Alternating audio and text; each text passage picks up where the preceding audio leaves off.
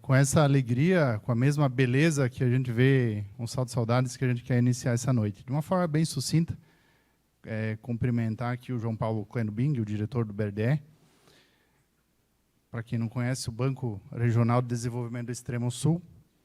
Cumprimentar também de uma forma muito especial o prefeito municipal, que se faz presente, Jackson Castelli, vereadores, secretários, o nosso secretário de Indústria e Comércio, que está aqui presente também, o Everton, aos diretores da SIC, que estão aqui sempre nos dando muito apoio e muito suporte, a imprensa que se faz presente, ao Grupo Conta Mais, na pessoa do Dr. Cris Dalmagro, que logo a posterior será o palestrante, a Bita Oeste, na pessoa da Patrícia, que proporcionou a realização desse momento, em especial, hoje, um dia muito especial para a dona Lucrécia, que está de aniversário hoje, e está aqui conosco. Então, se nos permita, dona Lucrécia, cumprimentar a todos presentes hoje em seu nome, tá?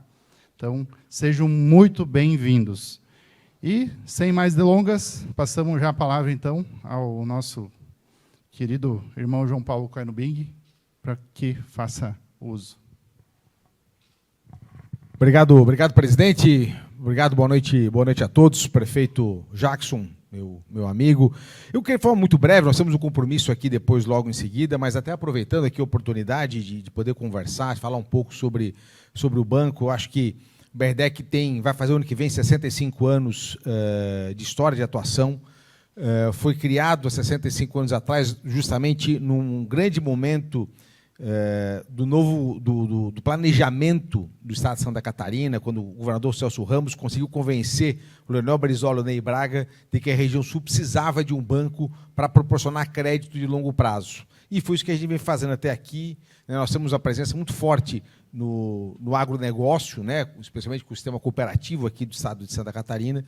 Mas o grande desafio que hoje o banco tem está justamente em a gente poder criar essa aproximação com a sociedade, com as entidades, e tanto é que o governador Jorginho Melo, né, quando fez o convite, na época, para poder ser presidente do banco, o grande desafio estava na questão do Pronamp. Hoje a gente tem uma parceria muito grande com as cooperativas de crédito aqui de Santa Catarina, e através do Pronamp, só esse ano nós já viabilizamos aí mais de 275 milhões de reais aproximadamente em operações para micro e pequenas empresas. Estamos trabalhando hoje no apoio aos exportadores que foram afetados pelo tarifaço, seja com recurso do BNDES, seja com recurso nosso.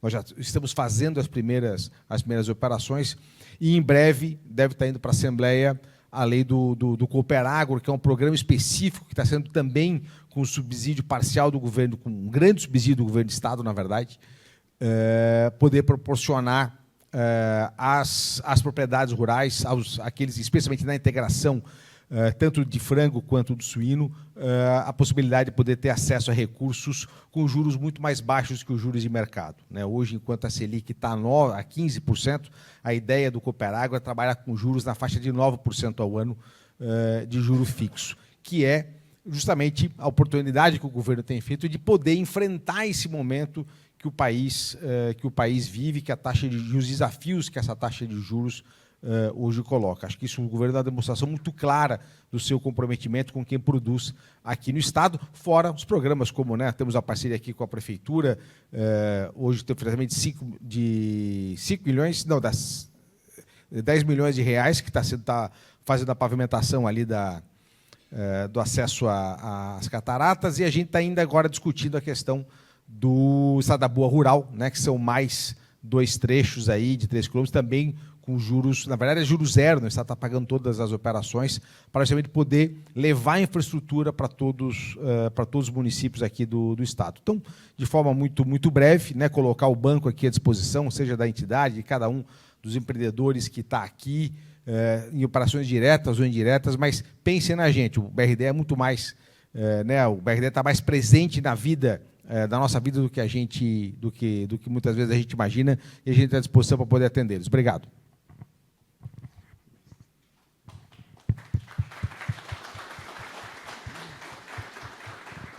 Muito obrigado, João Paulo. Muito obrigado pelo apoio que tem dado frente ao BRDE. Os municípios, obviamente, municípios de menor porte, precisam muito do apoio do BRDE, do suporte do BRDE. Nesse momento, então, passamos a palavra ao prefeito municipal. Meu boa noite a todos. Cumprimentar o Ângelo, presidente da Associação Comercial, em seu nome, todos os empresários aqui presentes. Hoje nós tivemos uma reunião da administração e colocamos no calendário de eventos do ano que vem, do dia 30 de abril a 13 de maio, a nossa feira. E a primeira entidade a ser convidada a ser parceira, com certeza, será a Associação Comercial, inclusive para estar junto na coordenação dessa feira, indústria, comércio e também do agronegócio de nossa cidade.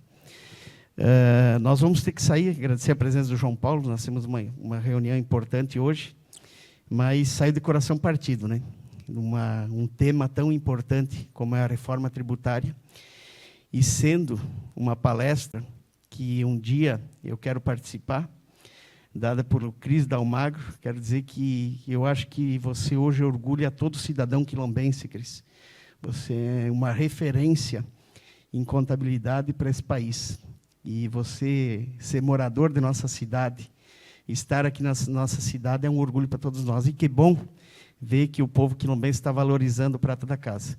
O Cris era conhecido em São Paulo, era conhecido no Brasil todo, palestrante renomado no país todo, e principalmente um professor dedicado, um professor universitário, um professor de doutorado dedicado. Então, sinto muito não poder estar na tua palestra. Esse tema que preocupa a todos nós, a todo o empresariado brasileiro, mas principalmente os municípios com menos de 30 mil habitantes. Nós teremos um achatamento nas nossas arrecadações. Haja visto, pois o Cris vai explicar com precisão, que a arrecadação pública passará a ser pelo consumo e não mais pela produção. Então, a Aurora não deixa de ser importante para nós, ela continua sendo importante, mas hoje ela significa 41% das nossas riquezas, da nossa economia. E ela apenas vai deixar aqui o salário, a questão social e o orgulho de dizer que somos nós que produzimos, mas o frango que é produzido aqui vai gerar ICMS lá no Rio de Janeiro, lá no Recife, onde ele é produzido. E assim o agronegócio e assim por diante. Então, é um grande desafio para as administrações públicas e também para todos os empresários. Presidente, parabéns por estar promovendo essa palestra. E parabéns, Cris. Prossiga. Isso enche nós quilombenses de orgulho aí ter um cidadão quilombense como você. Um grande abraço a todos. Peço desculpa, eu e o João Paulo temos que nos retirar para uma próxima reunião.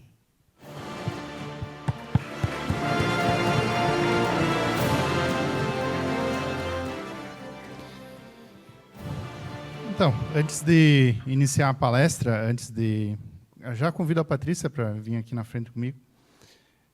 Vivemos hoje, no Brasil, um verdadeiro manicômio fiscal, né? Isso não é de hoje, isso é de tempos, onde o empresário parece que está jogando Super Mario e pulando obstáculos e baixando a cabeça, levantando a cabeça, não sabe o que vem, né? Não sabe qual que vai ser a próxima etapa, qual que é o próximo obstáculo do próximo pulo, o que vai acontecer, se vai continuar vivo ou não vai.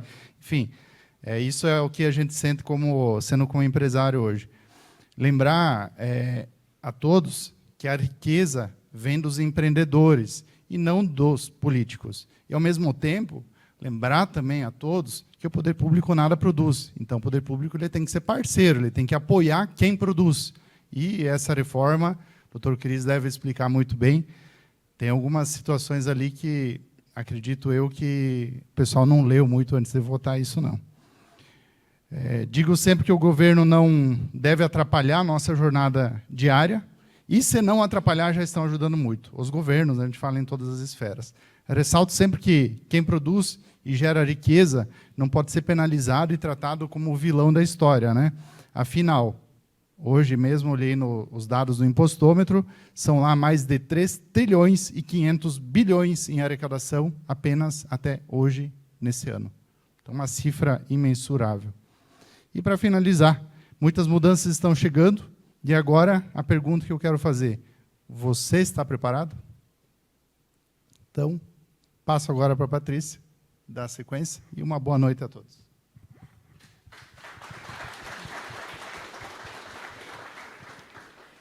Boa noite a todos. Hoje eu tenho a honra de apresentar o currículo do Dr. Christian, que é doutor em Ciências Contábeis e Administração pela Universidade Regional de Blumenau, 2017, mestre em Ciências Contábeis pela Universidade Regional de Blumenau, FURB, 2012. Especialização em Contabilidade Gerencial e Estratégica pela Universidade Comunitária Regional de Chapecó, UNO Chapecó 2010. Dr. Christian é graduado em Ciências Contábeis pela Universidade Comunitária Regional de Chapecó, a UNO Chapecó. É sócio do Grupo Conta Mais, onde lidera projetos de consultoria contábil, fiscal e societária, atendendo empresas de diversos setores e regiões do país. Atualmente, é professor titular C, atuando como docente no doutorado e mestrado em Ciências Contábeis e Administração da UNO Chapecó. É membro do corpo editorial de periódicos nacionais envolvendo a área de contabilidade e administração.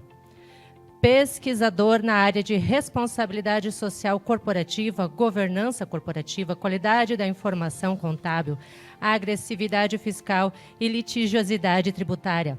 Ele é autor de diversos artigos científicos publicados em periódicos nacionais e internacionais na área de contabilidade e administração. Também já recebeu diversos prêmios de melhor artigo em eventos científicos nacionais e internacionais. É o marido da Suzy, o pai do Theo e da Sofia, é o nosso amigo. Com vocês, Dr. Christian Dalmagro.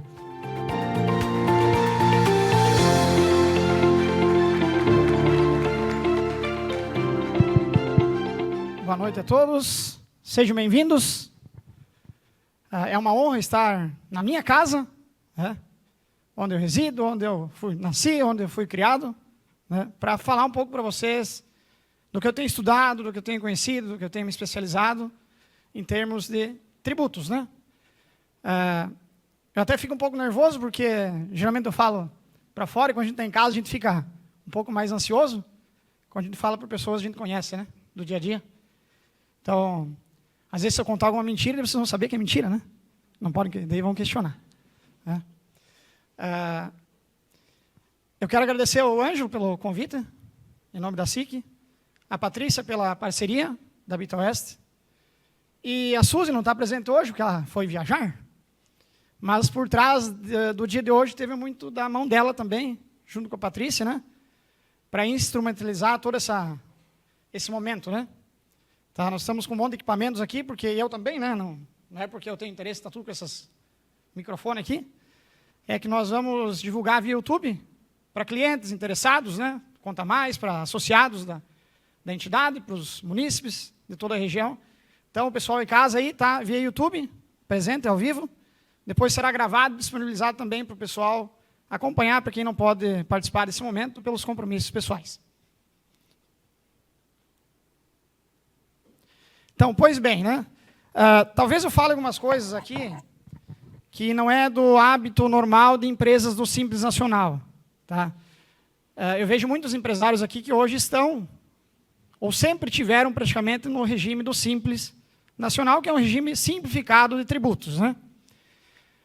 Não quer dizer que a empresa está no Simples, que ela não vai ter que conhecer sobre a reforma. Eu vou falar muito porquê disso, né? E todos os tributos que estão na reforma, eles estão embutidos dentro da guia do Simples. Então, não é porque o empresário recebe uma guia simplificada, única, de imposto, no mês, que aquele imposto não compõe todos os tributos que nós vamos conversar aqui e que estão interligados com a reforma e também serão, de certa forma, impactados. Tá? Então, dentro do Simples Nacional, nós temos dois grupos de tributos, que são os tributos sobre consumo e tributos sobre a renda. Tá? Em empresas que não estão no Simples, esses tributos são todos individualizados. Guias únicas, guias individuais, né? Tá? Então, por exemplo, nós vamos falar aqui da reforma dos tributos sobre consumo nesse momento. Tá? Lá no final eu vou trazer algumas coisas da renda que acabou de sair do forno, né? Então, aproveitar esse momento também para orientar vocês em algumas coisas e algumas atrocidades que o governo cria também, né? Em termos de escrita das PLs, né?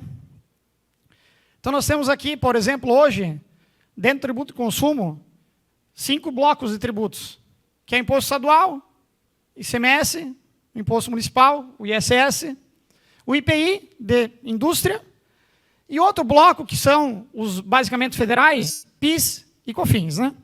Tá? Nós vamos passar a ter um IVA dual. Se nós pegar a Europa, Chile, Argentina, alguns países da América Latina, já usam há muito tempo o IVA. Mas usam o IVA. E nós conseguimos criar o IVA em 2 partes. Dual.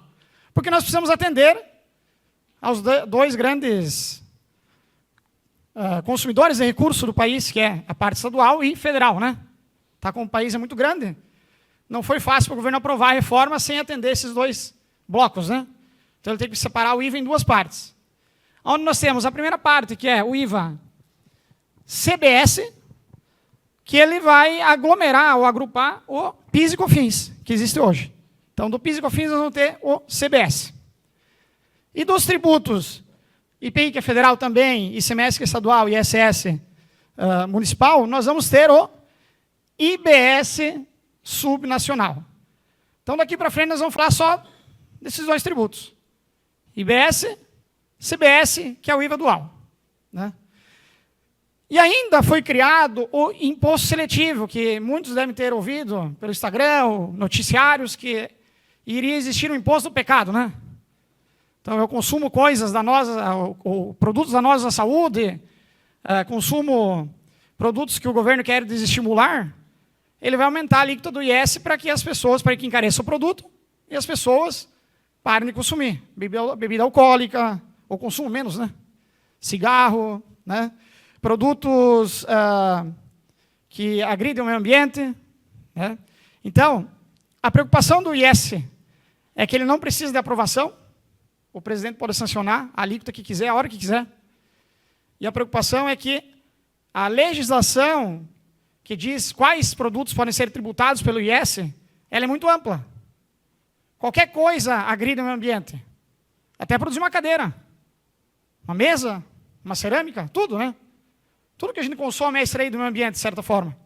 De forma direta ou indireta, né? Então, se ele quiser tributar tudo, ele tributa tudo, né? E arrecada mais. Então, essa é uma grande preocupação no início, né? Para o imposto seletivo. Aqui nós temos um cronograma, que é a parte inicial aí, principal, para nós começarmos a ficar atentos, né? Ano que vem, está todo mundo preocupado. Janeiro, tem cliente pedindo janeiro, como é que eu vou fazer janeiro? Calma. Janeiro, quem estiver no Simples Nacional, ainda não muda nada. Tá? Tanto está aqui, ó. Empresas simples não estão dentro da transição. Tá? Não precisa destacar IBS, CBS, não precisa mudar a alíquota de IBS, CBS. Agora, empresas que estão fora do Simples Nacional, elas vão passar a fazer um destaque no documento fiscal. Então, os sistemas já estão se atualizando para isso e vão destacar o IBS e o CBS na alíquota de 0,9% e de 0,1%, respectivamente. Só destaque. A soma dos dois dá 1%. Destaque. Ninguém vai recolher imposto. O que o governo vai fazer com isso? Ele vai processar esse débito tributário que as empresas estão destacando e vai multiplicar. Vai chegar lá uma parte do ano e vai multiplicar por 28. A gente espera que a alíquota seja 28% do IBS e CBS. 1% vezes 28 vai dar a arrecadação que nós precisamos para bancar a máquina pública, estadual, municipal e federal? Sim. Então, é os 28 da alíquota que a gente vai começar na transição, a partir de 27. Né? Não total, proporcional. Tem gente falando que vai ser 26,5, uns 27, uns exageram para quase 30, né? Mas a tendência fica aí entre 26,5% e 27% de alíquota somada IBS e CBS. Tá? Aí 27 está aí também, batendo na porta, né? 27, janeiro, nós já não temos mais PIS e COFINS e temos integral o CBS. Que repartindo as alíquotas, a alíquota total de 26,5%, ele vai ficar em torno de 8,8% de débito tributário, CBS. E aí nós vamos ter, então, a extinção do PIS e COFINS, a redução a 0 de alíquotas de IPI daqueles produtos que não são produzidos na Zona Franca de Manaus, aqueles que são produzidos lá, eles continuam com o IPI, e a incidência do imposto de pecado, também com as alíquotas determinadas pela lei. Nós vamos ficar 27 inteiro, 28 inteiro testando. 29, nós começamos com a transição do IBS. O que o IBS vai substituir? IPI, que na verdade já zerou aqui, né? Mas ele vai começar a substituir também o IPI da Zona Franca de Manaus. O ICMS e o ISS. Então, vamos supor que eu tenha uma empresa de serviço. Tá? Uma empresa de serviço hoje tributa, por exemplo, 3%, alíquota média, né? De alguns serviços, de débito de ISS. Nós vamos ter que pegar em 29 e reduzir 10% dos 3%. E incluir 10% do IBS integral. O que é isso? Se a alíquota do IBS integral for 17, eu passo de uma alíquota de 3 ao final da transição para uma alíquota de 17. Não vai mais ter distinção. Eu faço serviço municipal, eu só pago ISS. Aí eu faço transporte de mercadoria intermunicipal, eu sou incidente de ICMS. Não tem mais essa distinção. Todo mundo que operar vai ter a incidência do IBS. Então, primeira pergunta, que já está bem claro e que não precisa nem pensar muito. Quem vai encarecer o imposto para quem? Serviço. Ponto. Prestador de serviço encarece o imposto. Isso já está líquido e certo, tá?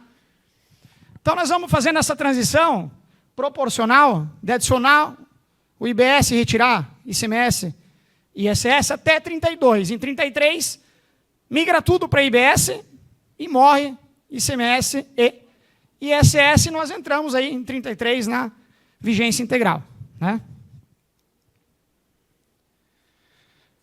Qual que é a parte boa da reforma? Todos os dois tributos, IBS e CBS, vão ser o mesmo fato gerador. Ou seja, hoje a gente tem muita dificuldade em identificar, às vezes, será que isso é tributário ISS? Será que é ICMS? Será que o PIS e COFINS faz parte da base de cálculo do ICMS? Será que o ICMS é por dentro ou por fora? Será que o IPI faz parte da base do produto total integral? Como é que funciona? Né? É uma confusão. Se eu produzo e vendo para atacado, é um IPI, é uma base de cálculo. Se eu produzo e vendo para consumidor, é outra base de cálculo. Outro fato gerador. O que vai acontecer com o IBS e CBS? Operação total, valor do produto, tributa os dois na mesma base de cálculo. Não tem mais distinção. Outra parte boa é a imunidade. Um produto que for imune, ele é imune em qualquer momento. Um produto que tiver redução na base de cálculo é reduzido a qualquer momento. Então, por exemplo, um bombom, hoje, ele é diferente da tributação de um wafer, por exemplo, que os dois são a base de chocolate. E às vezes tu muda só a embalagem e tributa diferente. Não vai mais existir. Tudo é alimento humano. É um redutor no 28%, pá, tributa aí. Ponto.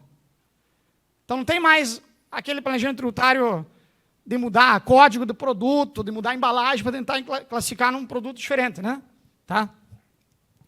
Nós vamos ter alguns regimes diferenciados, específicos, como, por exemplo, bares e restaurantes, né? Postos de combustíveis ainda vão ter um regime específico diferenciado. Tá? E essa parte que é a mais interessante, regras de não cumulatividade. Tá? Qual que é o grande problema hoje da maioria das empresas? Eu sou do lucro real, por exemplo, e eu tenho débito de PIS e COFINS, que vai ser o CBS. Aí eu compro um insumo, eu não sei ao certo, nem as orientações da Receita, nem do CARF, dizem ao certo o que me dá crédito. Só está lá genérico que é insumo. Tá, mas eu tenho um transporte, eu tenho seguro de carga. Ele é insumo? Sim, ninguém trabalha mais seguro de carga. Ah, mas e o seguro do casco? É insumo? Tá, como é que eu vou ter um caminhão na estrada sem seguro de casco? Tem algumas orientações que dizem assim, o seguro de carga tu acredita, o seguro de casco não. Tá, mas como assim? Tu paga pelo seguro e não acredita? Aqui não, ó. Tudo acredita. Basta ter nota fiscal e destaque do IBS e CBS. Até o serviço de contabilidade tu vai tomar crédito. Do despachante, se ele emitir a nota com o crédito, tu vai dar crédito para o cara, ele vai tomar o crédito da entrada. Serviço administrativo, qualquer coisa que você comprar na empresa, que não seja para uso pessoal, humano, né, e nem do sócio administrador, tem que ser para uso da empresa, finalidade da empresa, você vai tomar crédito. A internet do Ângelo, se destacar o IBS, vai dar crédito. Porque no comércio hoje eu preciso de internet, né? E está bem claro que se ele dá o crédito, eu posso tomar o crédito. Ponto. Hoje não é assim. Internet é administrativo. Eu não posso tomar crédito no lucro real. Né? Outra grande mudança é nos regimes tributários. Então, eu falei do Simples Nacional, né? Mas nós temos dois modelos fora do Simples, que é o lucro real, tá? E nós temos o lucro presumido. O que vai mudar desses dois regimes tributários a partir da transição? Lucro real e presumido é só para pagar o imposto de renda. Não é mais para pagar PIS e COFINS, que você debitava uma alíquota de 3,65, por exemplo, e não tinha crédito de nada. Então, tu pagava uma alíquota menor e não tinha necessidade de controle fiscal, de entradas, controle de estoque, controle das despesas. Então, são para empresas que não têm muito controle, mas querem não estar no Simples. Então, você paga um PIS e COFINS menor e não toma crédito. O lucro real, você paga um PIS e COFINS maior, 9,25. Você tem um controle maior das entradas da empresa e toma crédito dessas entradas e 9,25 tu paga sobre a diferença. Isso é não cumulatividade. De certa forma, pagar imposto sobre a margem, que é a diferença de receita versus custos da operação. Né? Todo mundo vai ser isso. Todo mundo, inclusive o Simples Nacional. Uma modalidade do Simples Nacional que criaram. Por isso que eu disse que muitos de vocês estão no Simples, eu não vou ter preocupado. Calma que nós vamos chegar lá. Outra grande mudança, eu vou falar de muitas coisas culturais que nós vamos ter que mudar, tá? Tanto empresarial, contabilidade, né? O nosso modus operandi das empresas, das pessoas, do consumo, não só da operação das empresas, nós como consumidores. Vamos ter que mudar muito a nossa mentalidade. O que está dizendo o IVA? Qual que é o fato de incidência, a matriz de incidência? Hoje nós tributamos ICMS por circulação de mercadoria, nós tributamos ISS por prestação de serviço. Não tem mais esse tipo de característica. Tem duas características que vão dar o fato gerador de imposto. Operações onerosas, ou seja, tudo aquilo que eu tenho, entrega de alguma coisa, um produto, serviço, e tenho contrapartida financeira, está bem claro ali, com bens materiais, ou imateriais. O que quer dizer isso? Que eu não preciso trocar um produto ou prestar um serviço. Se eu vender uma marca, é um bem imaterial, não palpável, e teve transação financeira para isso. Eu teria o IBS e CBS. E aí vem esse carinha aqui, operações não onerosas. Aí eu pego e construo um prédio e decido ceder um apartamento para o meu filho. Eu sou sócio da empresa e vou ceder para minha esposa, meu filho, um apartamento. Aqui está bem claro que isso vai tributar. IBS e CBS, mesmo não tendo contraprestação. Por isso que o nome está dito operações não onerosas. Né? Aqui, Onerosidade não é mais indispensável. Ou seja, pagar alguma coisa para tributar não é mais algo que diz assim, tributa ou não tributa. Tá? A regra geral é essa aqui. Onde há crédito de entrada, deverá haver débito do IBS-CBS na saída. Se sua empresa tomou o crédito da aquisição de qualquer coisa, a saída deverá ser tributada, mesmo que essa entrega for gratuita. Eu falei do prédio, por quê? Porque você vai construir um prédio, você vai pegar nota de toda a construção. Deveria, ao menos, né? Todas essas notas vão vir com crédito, porque o material de construção vai dar uma nota com crédito. O pedreiro vai ter que dar uma nota com crédito. A parte da cerâmica, do gesso, todos os insumos gastos, o ferro, o cimento, tudo, vai dar crédito. E todas essas notas foram úteis para mim construir, por exemplo, 10 unidades. Então, eu tomei crédito de insumo para construir 10 unidades. E estou cedendo uma. Ou seja, eu afeto a não cumulatividade. Eu estou dando um apartamento sem ter o débito e teve insumo que eu usei para construir aquele apartamento que eu tomei crédito. Percebam? Brinde. Aqui, Aqui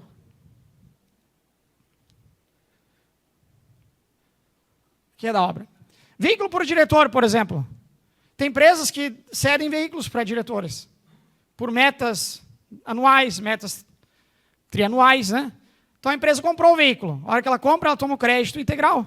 Quando ela cedeu o veículo, débito integral, mesmo que não teve contraprestação.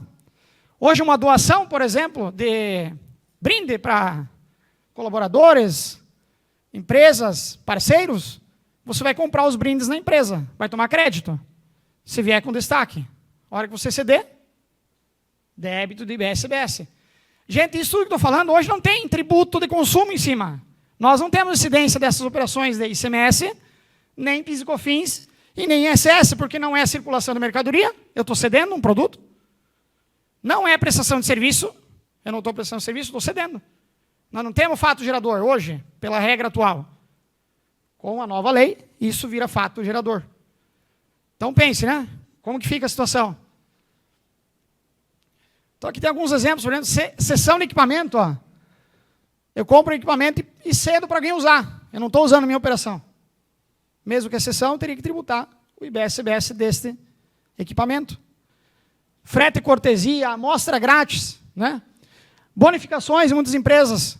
Compra 2, leva 3, por exemplo. Vai ter que tributar o terceiro. Porque quando tu comprou o item que você está dando em bonificação, tu creditou IBS-CBS. Ah, mas eu vou jogar o preço lá embaixo.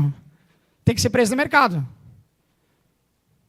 Porque a receita vai cruzar que tu teve lá 3, 4 itens que você vendeu por R$100 e você está dando um por 30.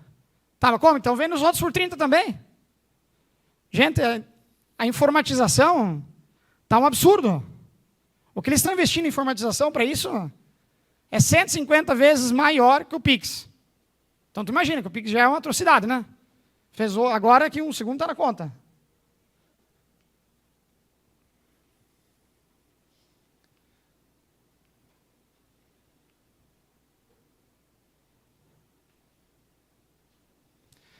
Outra grande mudança é esses dois itens aqui. Tá? Ativos não circulantes. Hoje eu compro um caminhão, por exemplo. Tem o cálculo aqui, vamos pegar aqui já direto. Aqui, aqui ó. Isso é para... Não é específico para caminhão, tá? Para tudo, equipamento qualquer da empresa. Desde prédio... até veículos, até máquinas e equipamentos. Tudo que for ativo imobilizado. Hoje você paga na venda do ativo imobilizado ICMS, PIS e COFINS, ICMS, ISS, por exemplo? E PIS e COFINS? Não, né? Se eu vender um caminhão, eu não pago nada disso. E quando eu comprei esse caminhão, ou equipamento, se for novo, ele vem o destaque dos tributos de consumo na nota fiscal. Que é essa situação aqui em cima, né?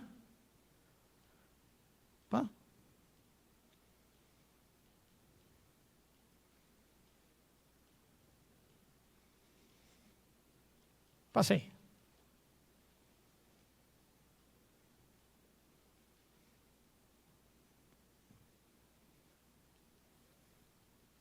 Não habituei com esse negocinho aqui, não. Voltando. Aqui. Isso é uma operação que acontece hoje. Ó. Nós temos lá um valor de aquisição de R$1 milhão. E nós vamos apropriar um crédito de 120 mil em 48 meses, que é o ICMS lá, 12%. Então eu ganho no caminhão 120 já na hora. Tá? Eu vou apropriar crédito de PIS e COFINS de 9,25, dividido em 60 parcelas também pela depreciação do veículo. Então tenho mais 92.500 de crédito. Na verdade, se eu for uma empresa do regime normal, lucro real, quanto custou de forma efetiva o meu caminhão? Não custou 1 milhão. Custou em termos financeiros. Mas quando eu aproveito tudo isso de imposto, ele abate o meu imposto a pagar da saída, então eu estou economizando imposto com o crédito que eu paguei. Então, o meu custo do caminhão efetivo, ele passa de 1 milhão a ser de 787.500, não mais de 1 milhão. E aí eu vou vender o caminhão daqui 5 anos por 500 mil. Eu não tenho nada de débito de tributo.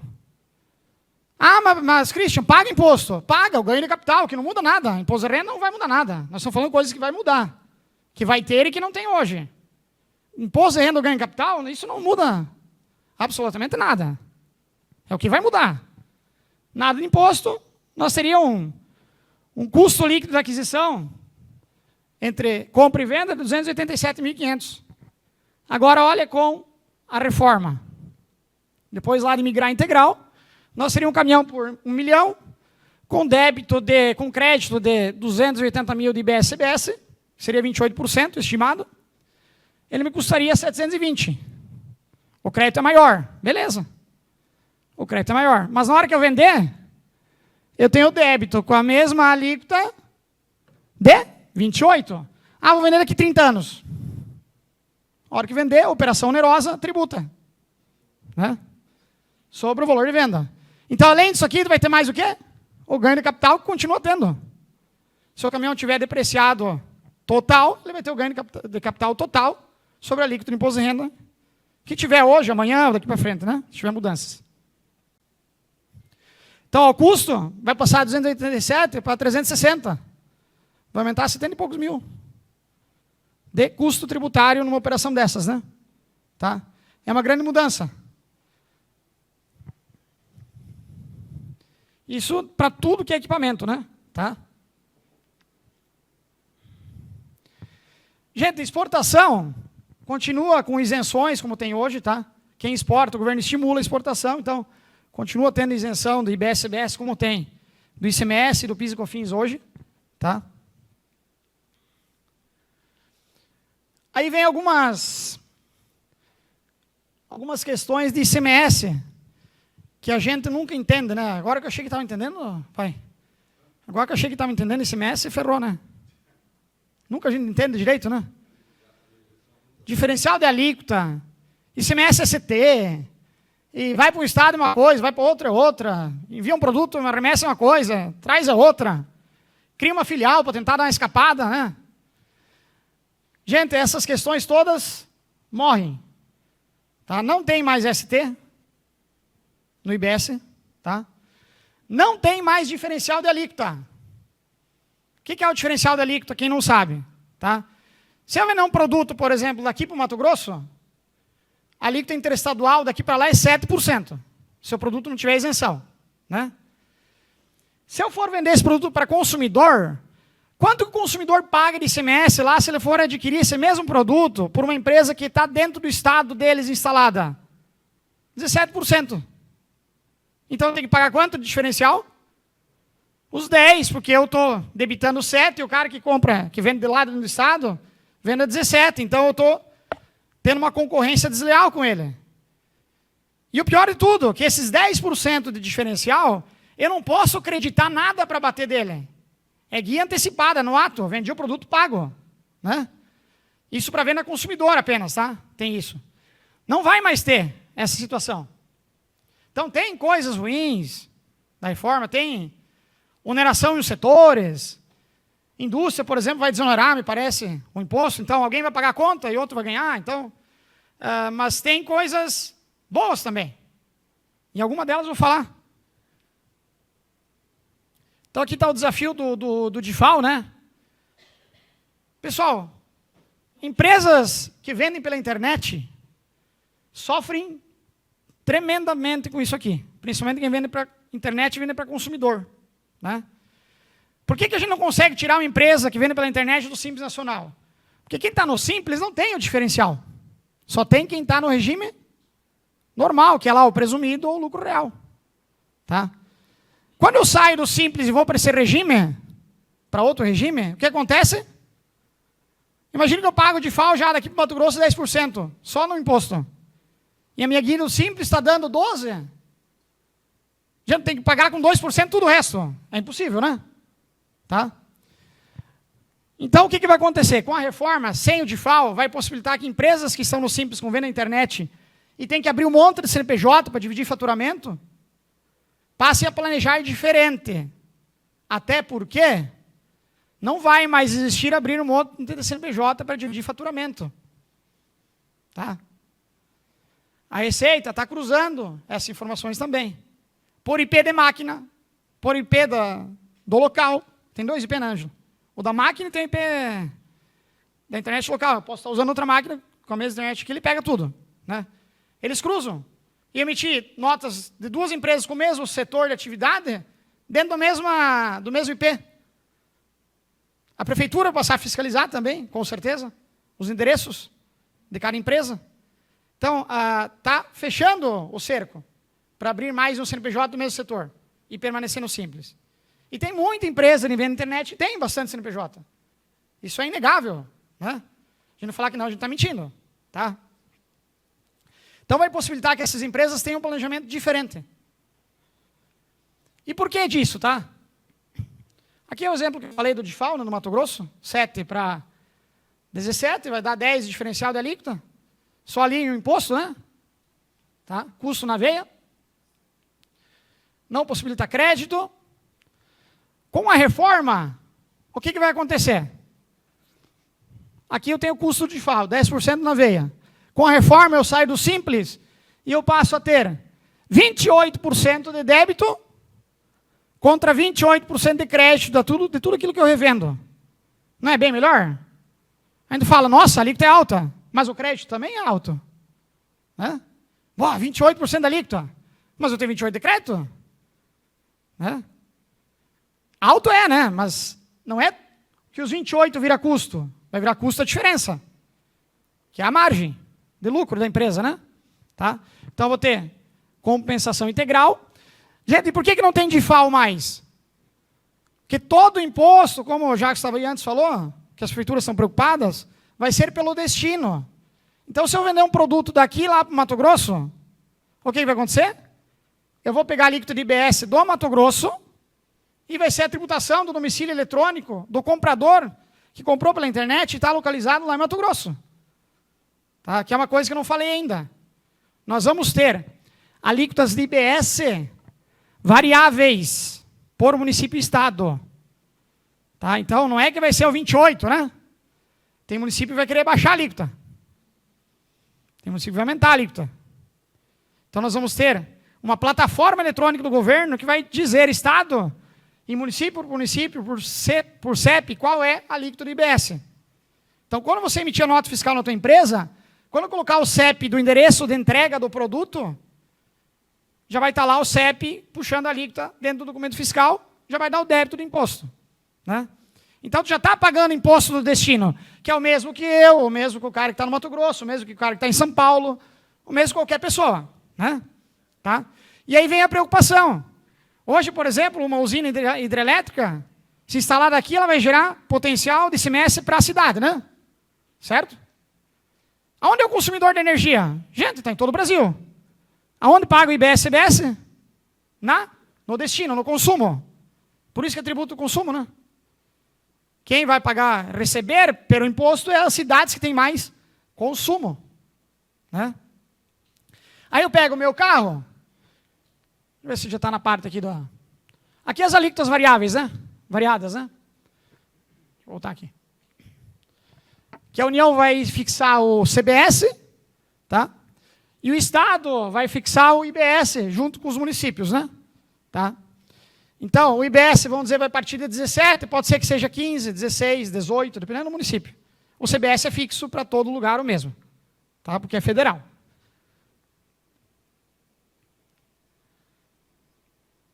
Aqui que eu queria chegar. Né? Eu vendo pela internet e eu tenho um comprador lá em São Paulo, Sorocaba, eu vou cadastrar ele no meu sistema para fazer a venda do produto e vou colocar o CEP dele. Tá? Sorocaba, beleza, local de entrega, eu vou ter que ter a alíquota de lá. Que o sistema vai puxar, é óbvio, né?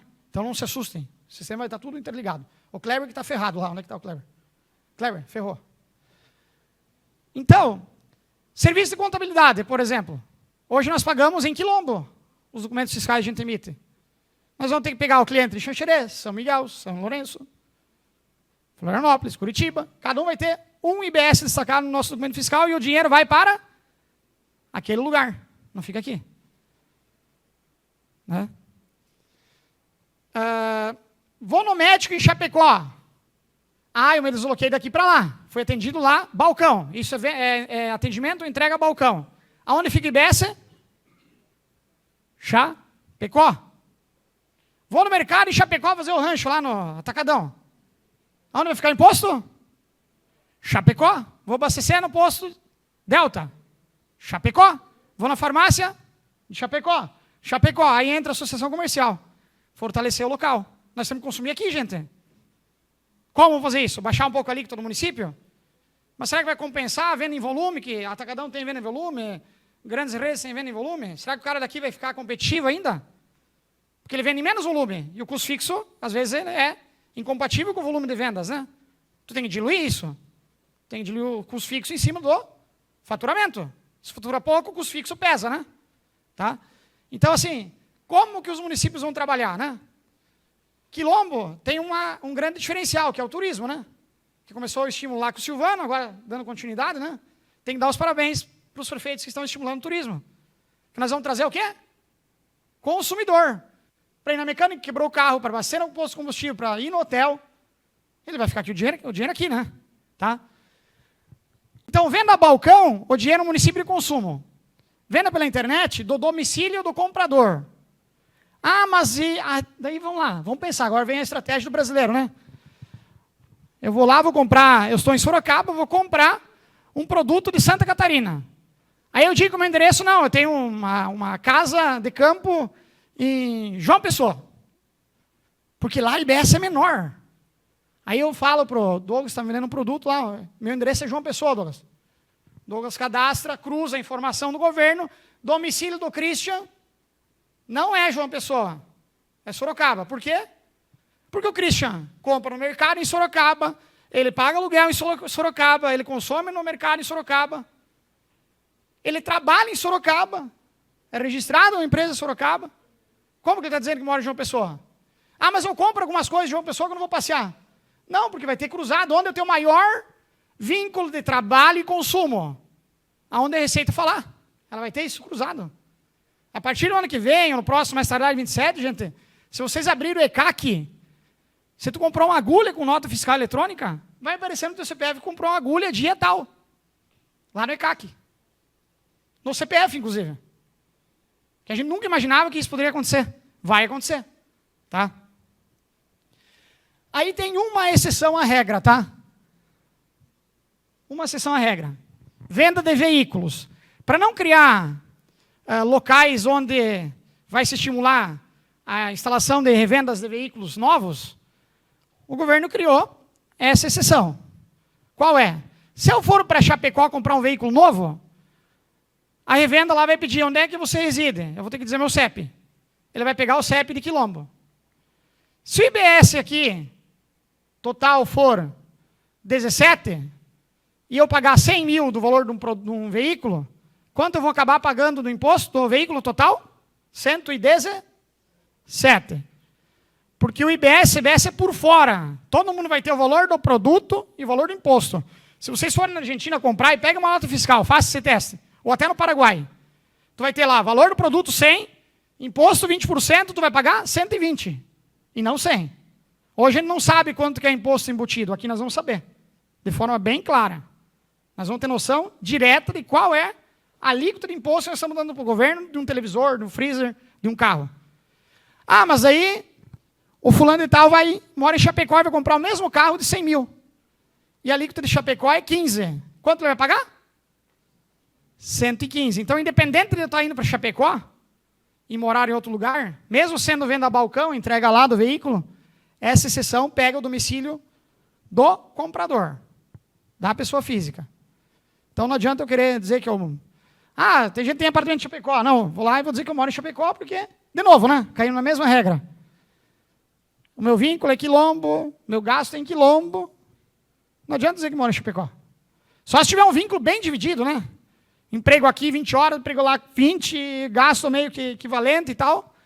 Aí daqui a pouco a receita pode até se perder, eu acho, né?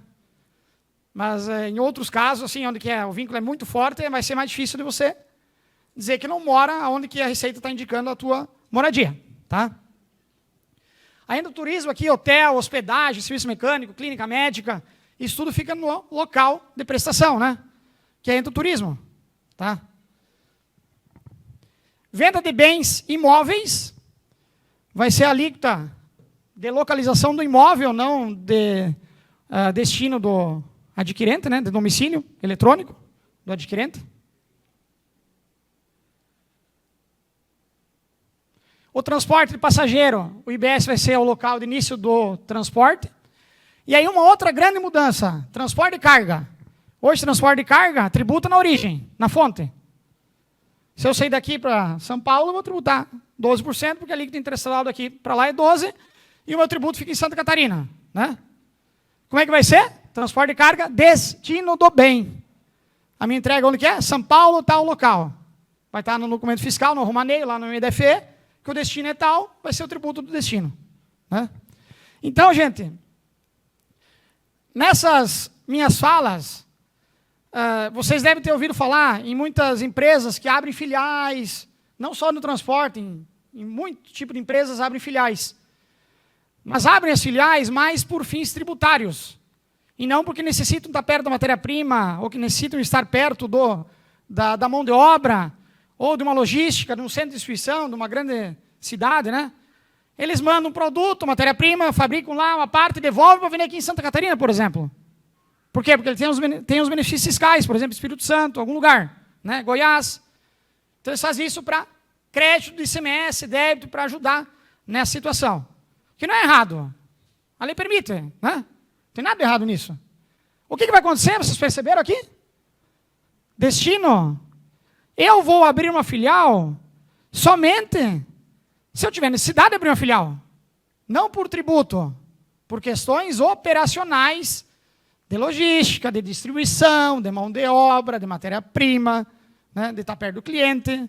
Tá? Não mais em função tributária. Tá? Aqui eu já falei que nós vamos ter a apropriação dos créditos integrais, né? Só não de questões de consumo pessoal. Então, por exemplo, se eu adquirir um veículo aqui, com crédito de 26,5% de IBS-CBS, e eu disponibilizar para o sócio usar para fins pessoais o veículo por 36 meses, e a vida útil do veículo é 60, eu vou ter que fazer uma proporção aí, né?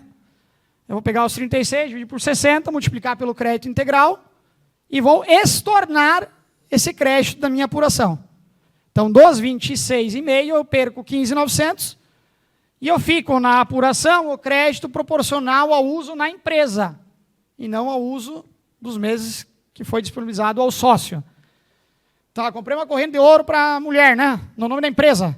Eu vou lá porque o Juarez vai dar crédito de imposto lá, né, Juarez? Vai ter o crédito, mas tu não vai usar.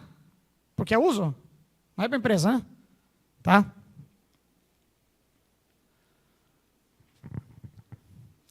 Algumas questões ainda não vão ter incidência, tá? Dividendos, atos cooperados, tá?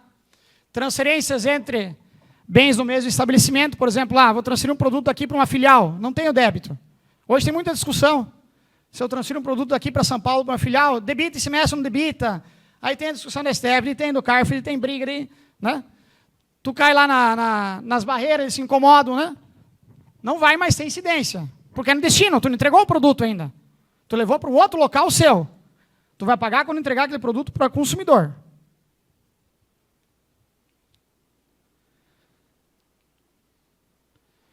Exportação, gente. Exportação hoje é outra briga, né? De créditos. Se eu tenho um serviço, uma mercadoria que eu mando para exportação, eu teria débito de imposto, imunidade de imposto. Né? PIS e COFINS, por exemplo. ICMS também. Né? Só que hoje tem muitos intermediários que fazem operações intermediárias em porto, né?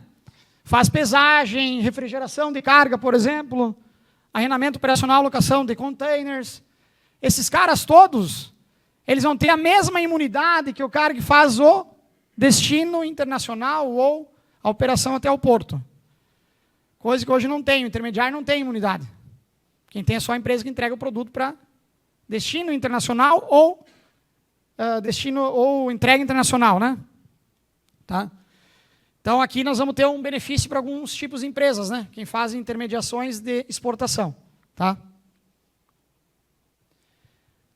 Aqui é outro ponto que o Kleber vai ficar atento aí, ó. Kleber. Tá lascado, ó. Olha aqui. Tu tá aqui no meio aqui, ó. Responsabilidade solidária. Hoje, se eu for no mercado e não pegar nota, não acontece nada comigo, né? Com IBS-CBS, eu, consumidor, e o desenvolvedor de software, e a empresa vendedora, somos todos corresponsáveis pelo imposto. Por quê? Eu não falei antes que o imposto é por fora, eu não falei antes que se eu comprar um veículo por 100 e a alíquota for 17, eu vou pagar 117? Se eu vou lá comprar o carro e não quero nota, no mínimo eu teria que dizer que o carro vale 100, não 117, concordam? Tributo sobre o consumo. Quem paga é o consumidor. Vocês não viram falar na reforma que se nós tributar a carne, vai aumentar o preço da carne. Se nós tributar o aluguel, vai aumentar o preço do aluguel. Se nós tributar o imóvel novo, vai aumentar o preço do imóvel novo. Por quê? Tudo é embutido. E se eu estou indo no posto e não pegando nota, eu teria que exigir que o posto não fizesse o débito do IBS sobre mim e pagar menos. Por isso está essa regra aqui. Eu sou solidário. Né? Porque eu teria que ganhar em cima dessa compra. Pagar menos.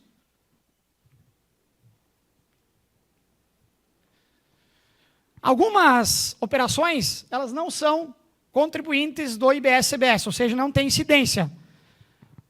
Um exemplo clássico, condomínio, tá? De edifícios. Tá?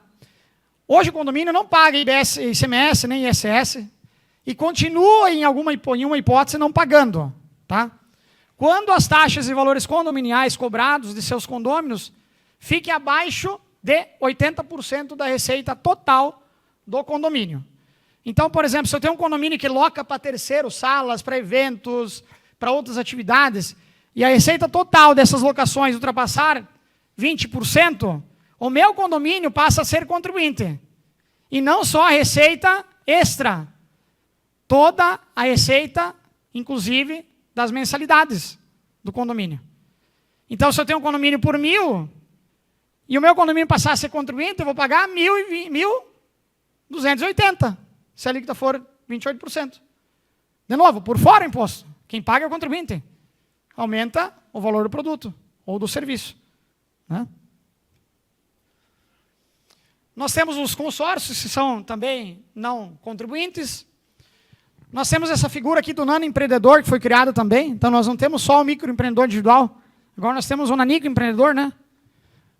Que é o cara que fatura até 50% do limite do MEI. Tá? E aí nós temos o motorista aplicativo, que vai dividir os 50% do MEI, que vai dividir por 0,25, o faturamento dele limita e vai chegar a esse faturamento anual, como motorista aplicativo, para estar dentro do nano empreendedor. Isso é para formalizar as pessoas que vendem hoje produtos informais, né?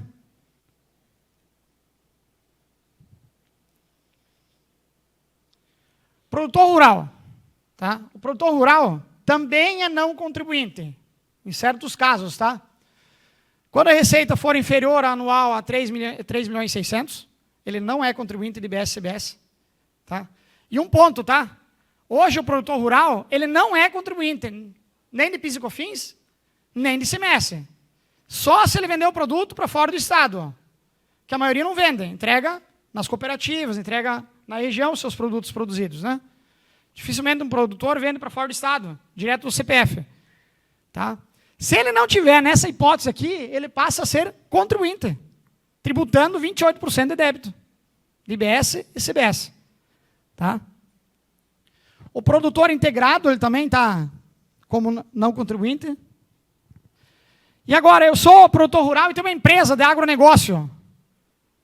Soma o faturamento para isenção de 3.600. Então, eu tenho uma empresa que vende insumo agropecuário, eu sou sócio e sou produtor rural. Aí eu faturo na empresa 2 milhões e faturo no produtor rural 1.600.000. O que vai acontecer comigo? Vou passar a ser contribuinte de IBS-CBS como produtor rural da parte do 1.600.000 de faturamento. Tá?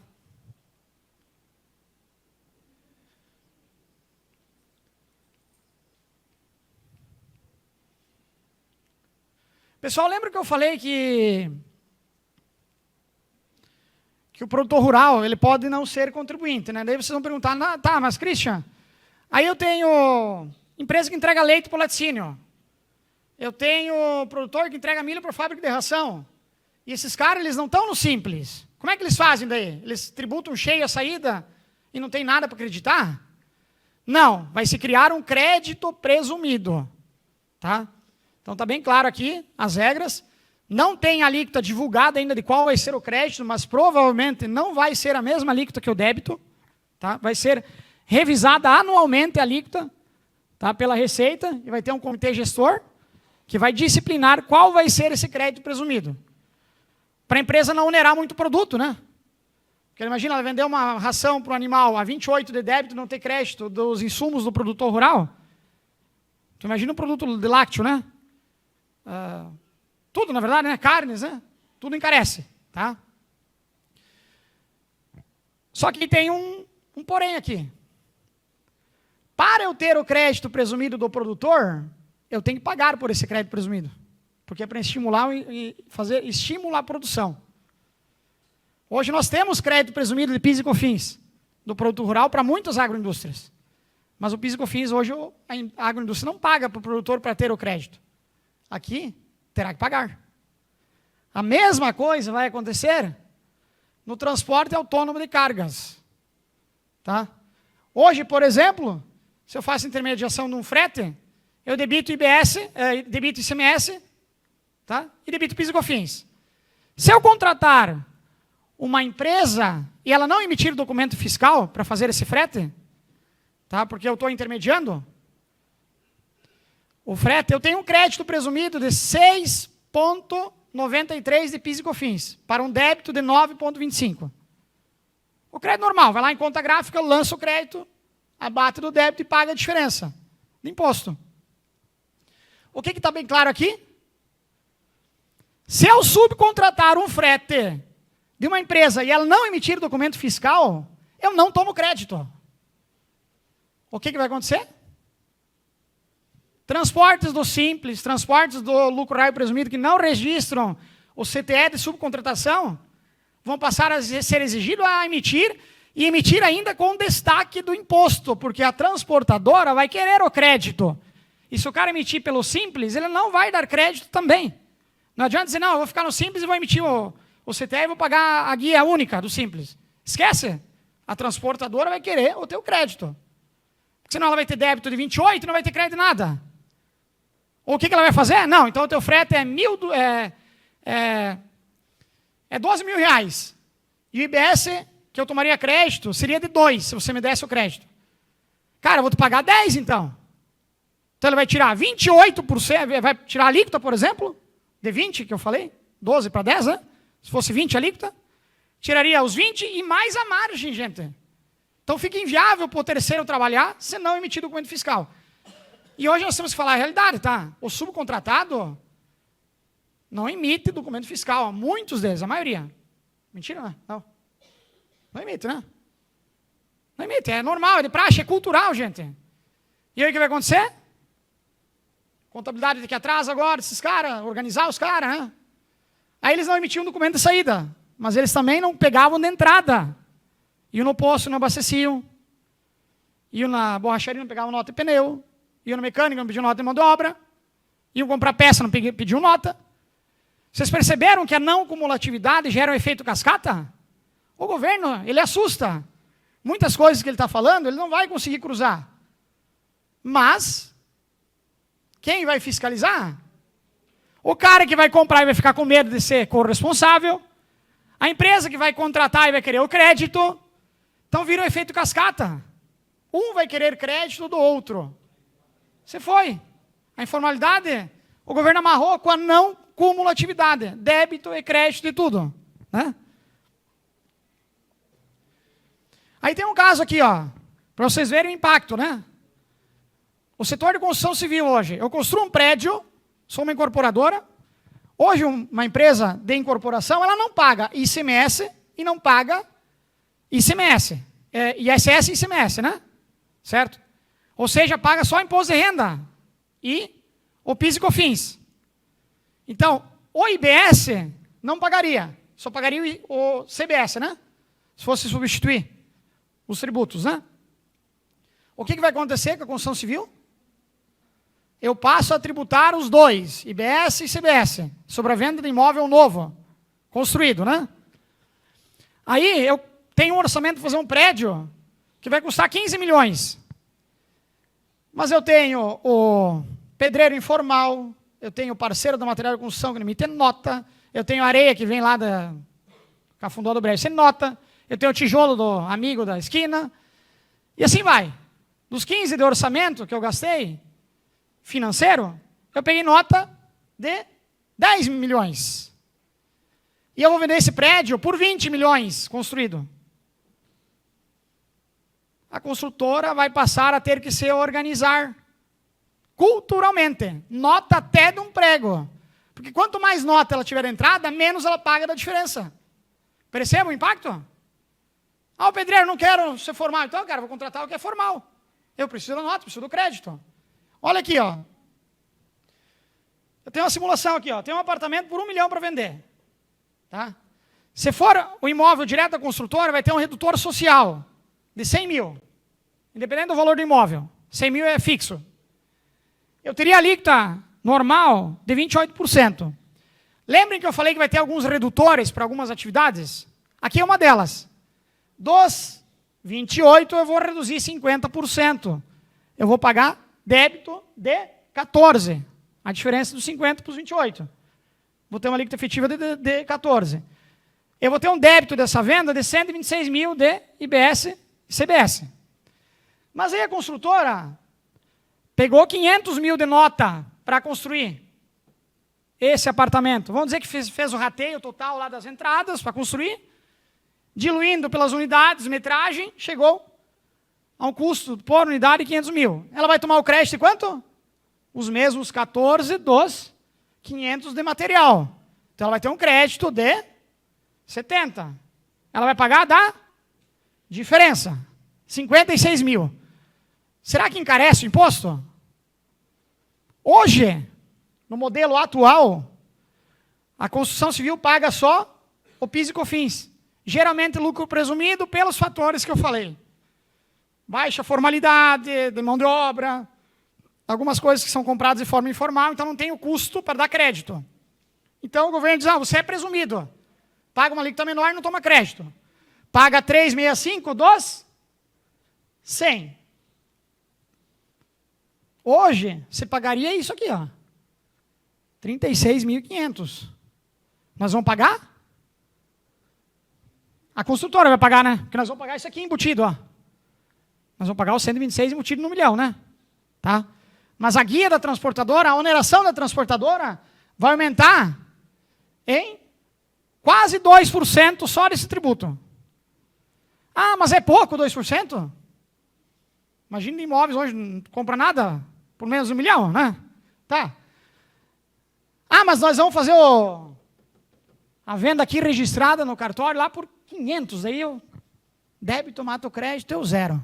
Esquece. Esquece porque tem um cadastro imobiliário, que eu vou falar para frente. Tudo cruzado, com valor de mercado, inclusive, e georreferenciado. Então não vai mais ter escapatória. Vai ter que tributar sobre o valor de saída, né?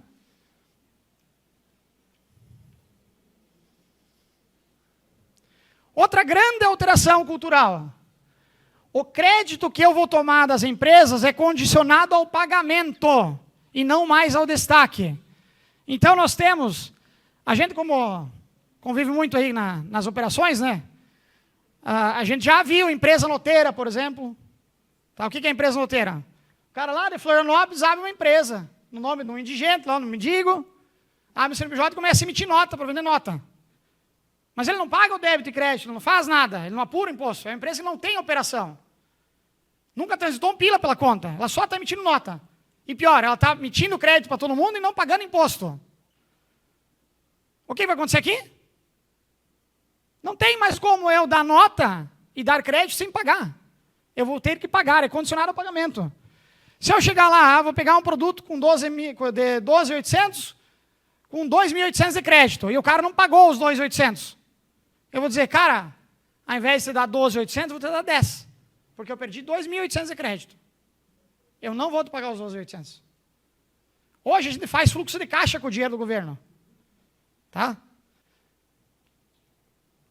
Vai ser assim, ó. A nota, produto, destaque e valor final. Tudo transparente. Valor das guias, o que está embutido no preço. A apuração vai ser mais ou menos assim, tá? O contador vai ter bem menos trabalho na apuração, tá? Mas não vai dar para diminuir os honorários. Tá? O contador vai ficar basicamente com os outros débitos e com os outros créditos. Porque o débito normal da venda e o crédito normal da entrada vai vir destacado e vai ser apurado dentro do próprio ECAC, no sistema informatizado do governo. Tá? Só que aí vem um porém, a informalidade vai baixar, tá? A responsabilidade por balanço patrimonial, por contabilização correta vai aumentar, tá? Hoje tem alguém de banco aí? Não. Não, nenhum de banco? Ah, tem? Ah, a Marciana lá. Márcia. Hoje muitas empresas têm um balanço só para banco. Tá, vamos ter que ser realista, né? Não serve muita coisa. Vai pegar uma empresa lá, vai fazer uma análise de tributária para mudar de regime. O cara não controla estoque, o cara não tem nota de entrada e tudo, o cara não... É impossível. Eu tenho que entrar dentro da empresa, fazer uma análise gerencial da realidade da empresa, para projetar no escuro uma possível migração de regime tributário. E é no escuro, né? Não tanto no escuro, porque tu pega dados econômicos da empresa, né? Mas tu não consegue usar o balanço da empresa para muita coisa. Se eu passo a ter nota de tudo, a nossa contabilidade vai ser a mais real possível, espera-se, né? Nós vamos poder ajudar o empresário em muitas coisas que hoje não ajuda. Gente, a profissão nossa é contador. Mas o que nós menos fizemos é contabilidade. O que mais nós fizemos é obrigação fiscal para o governo. Nós trabalhamos para o governo e não para vocês, que pagam nossos honorários. Ah, vai marcar uma reunião, gente, é uma calamidade para marcar uma reunião para conversar? Porque a gente está atolado de serviço do governo todo dia. E apagando fogo, né? Que com as leis que estão aí, pelo amor de Deus, né? Tu acorda no dia, tem uma notícia. Dorme, aquela não está mais, aí vem outra em cima, né? Então não tem mais sossego. Nem para o empresário, nem para o contador, né? Aí vem a grande sacada da reforma tributária. Essa é os olhos de ouro do governo. Isso aqui, ó. Split payments. Que é pagamento antecipado. O que vai acontecer? Hoje, se eu sou um atacadista, eu produzo o meu produto, eu vendo lá, jogo o débito de ICMS, PIS e COFINS, para o varejista, e eu vou apurar o meu ICMS quando? Dia 10 do mês seguinte, né? O PIS e COFINS lá, dia 25 do mês seguinte. Quantos dias eu usei de fluxo de caixa do governo?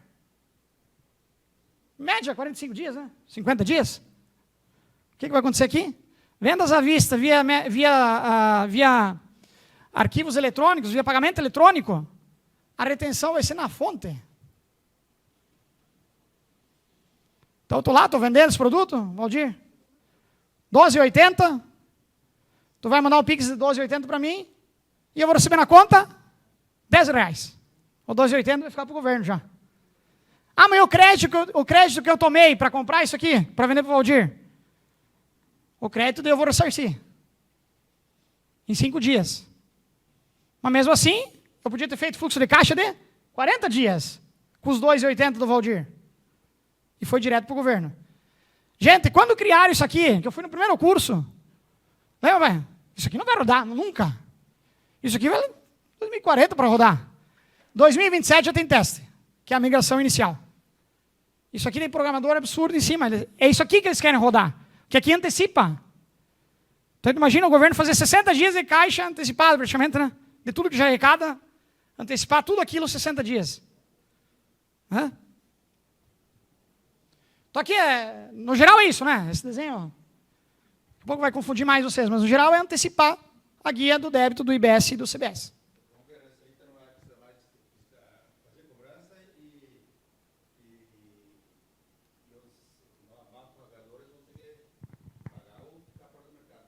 É, porque vai descontar na fonte, né? Ah, eu não quero pagar, mas daí tu não dá crédito também. Né? Ah, fiz parcelado. Parcelado vai ter... Aqui, ó. Vamos dizer que eu tenho 10 de IBS, 4 de CBS. Aí eu vendi para R$3.000, sendo 1.000 à vista em Pix e 2.000 em parcelado em 2 vezes. O que vai acontecer? Ele vai pegar 2.000, eu teria 140 de IBS, eu vou ter que devolver 860.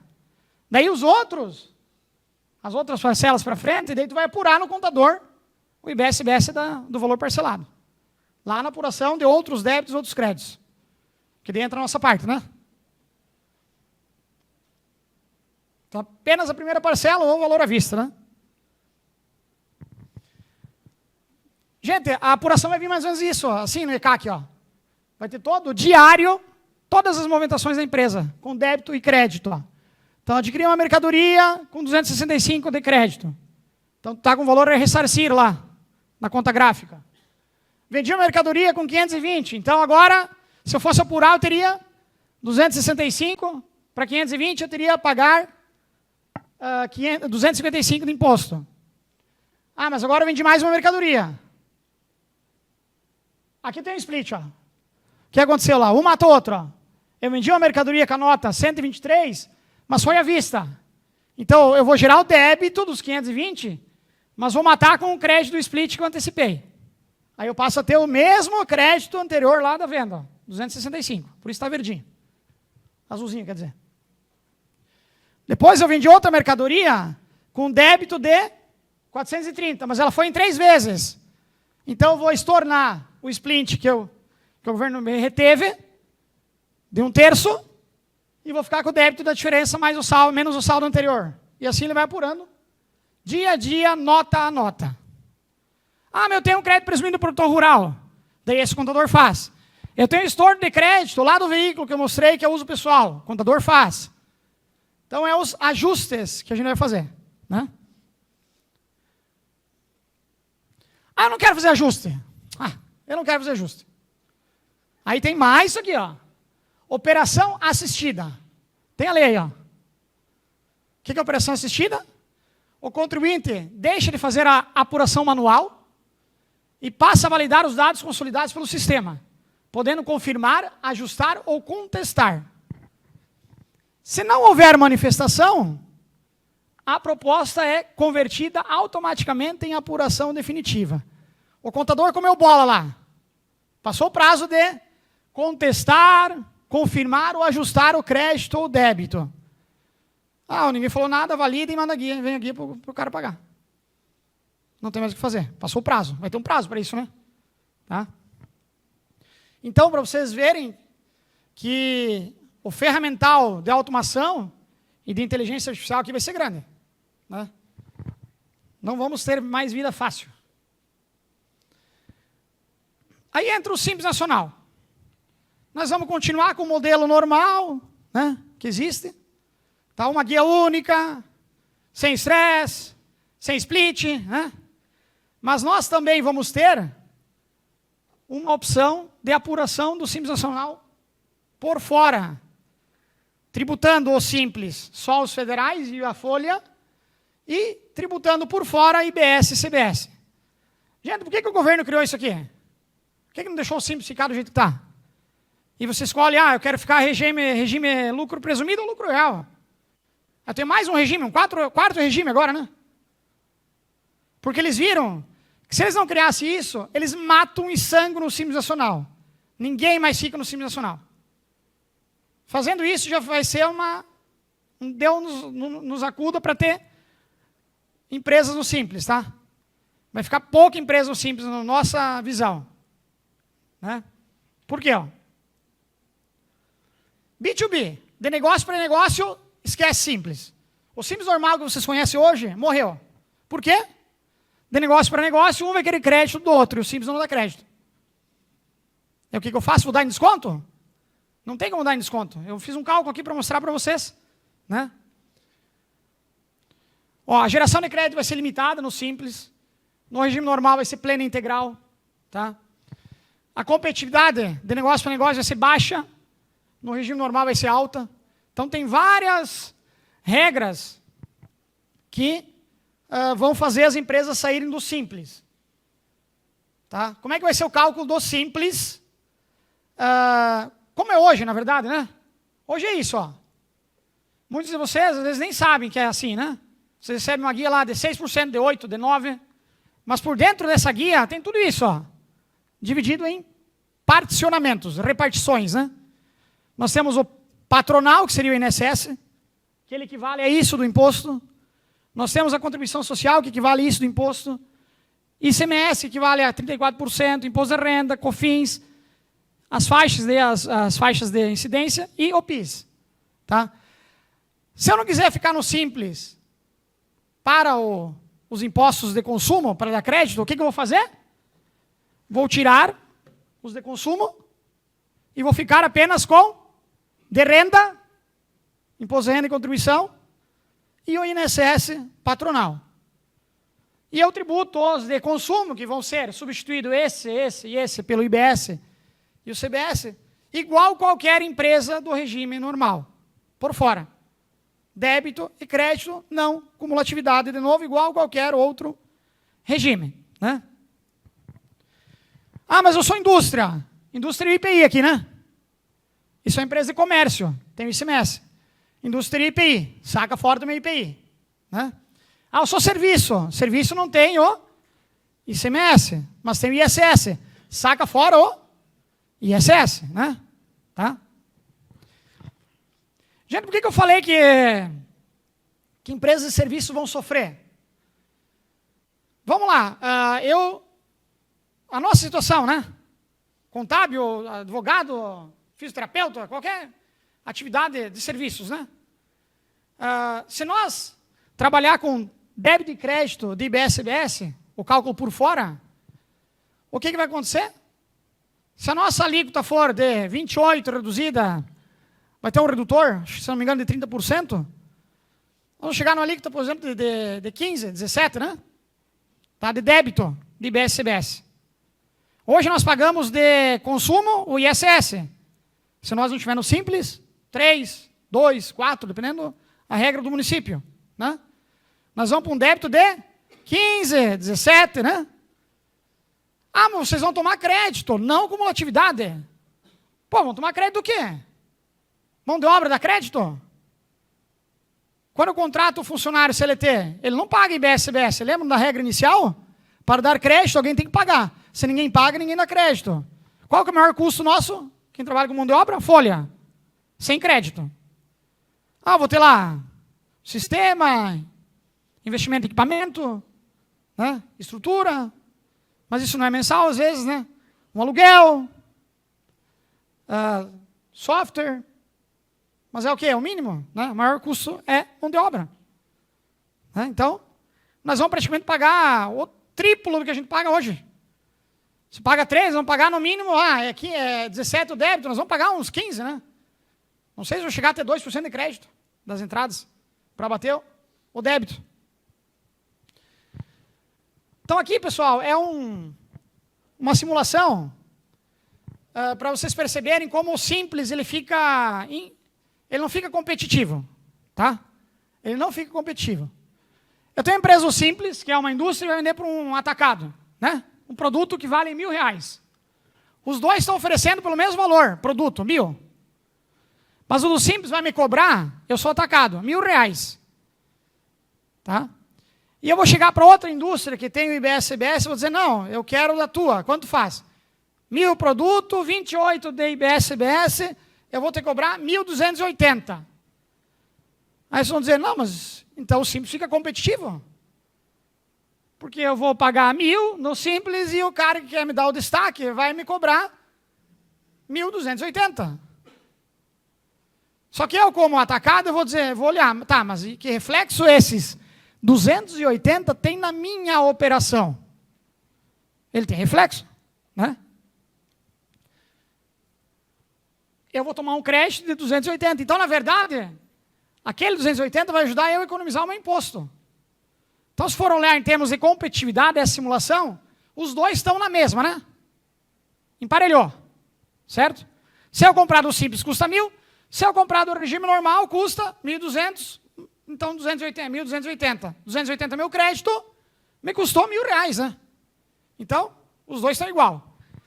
Mas, Na hora do Simples lá que me vendeu fazer apuração e na hora do cara do regime normal fazer apuração, quem sobrou mais dinheiro? Só com a parte do imposto. O cara do Simples vendeu por 1.000. Ele não tem IBS.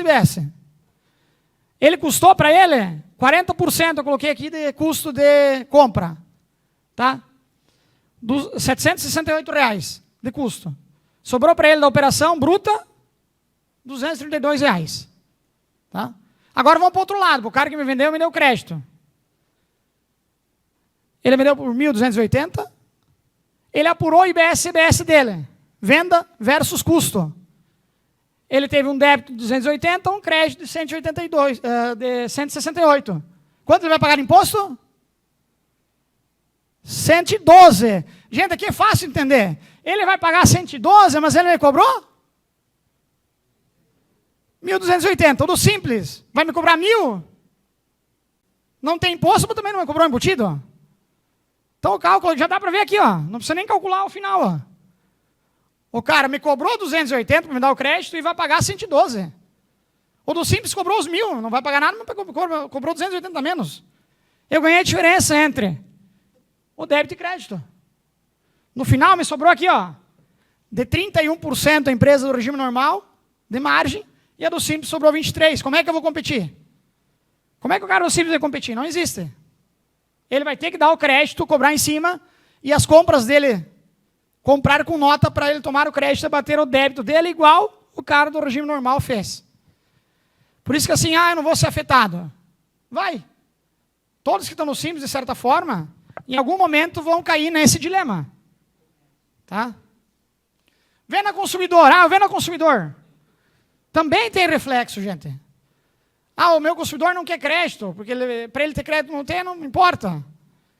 Mas aí nós entramos nesse outro dilema aqui, ó. Nesse cálculo aqui, ó. O que vai acontecer aqui, ó? Eu sou vendedor do Simples, tá? Quando o Simples compra um produto aqui, ó, por R$500, e ele compra de alguém que deu crédito para ele, ele vai pagar os 500 mais 28%, vai pagar 640. Quando o cara faz a margem de lucro dele, ele vai pegar os 500 para fazer a margem ou os 640? Os 640, porque eu só tiro do valor do produto para estabelecer a margem quando eu tomo um crédito em cima dele, né? Quando eu tomo crédito e uso, o valor para ser base de cálculo para estabelecer a minha margem é o valor líquido, não o bruto. O Simples não tomou crédito, ele vai usar o bruto. Então ele já aumentou no produto dele 140 pila. Porque ele não toma crédito e vende para o consumidor. Agora, eu vendo para o consumidor e tomo crédito, sou do regime normal, a minha base de cálculo não é mais os 640, é os 500. Eu já reduzi aqui 140 de base para fazer a fórmula. Gente, em resumo, o mesmo preço de venda, olha a diferença de margem. 21,48 para 36,46. Só na mudança de regime. Aí, às vezes, tu vê um pessoal falando, agora planejamento tributário não vai mais existir. Nós vamos trabalhar com custo, gente. O custo vai ser o planejamento tributário. Formação de preço.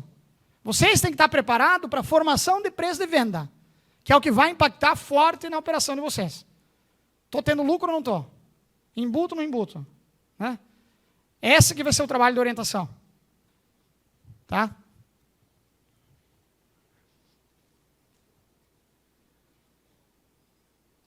Algumas distorções que a reforma vem para salvar, tá?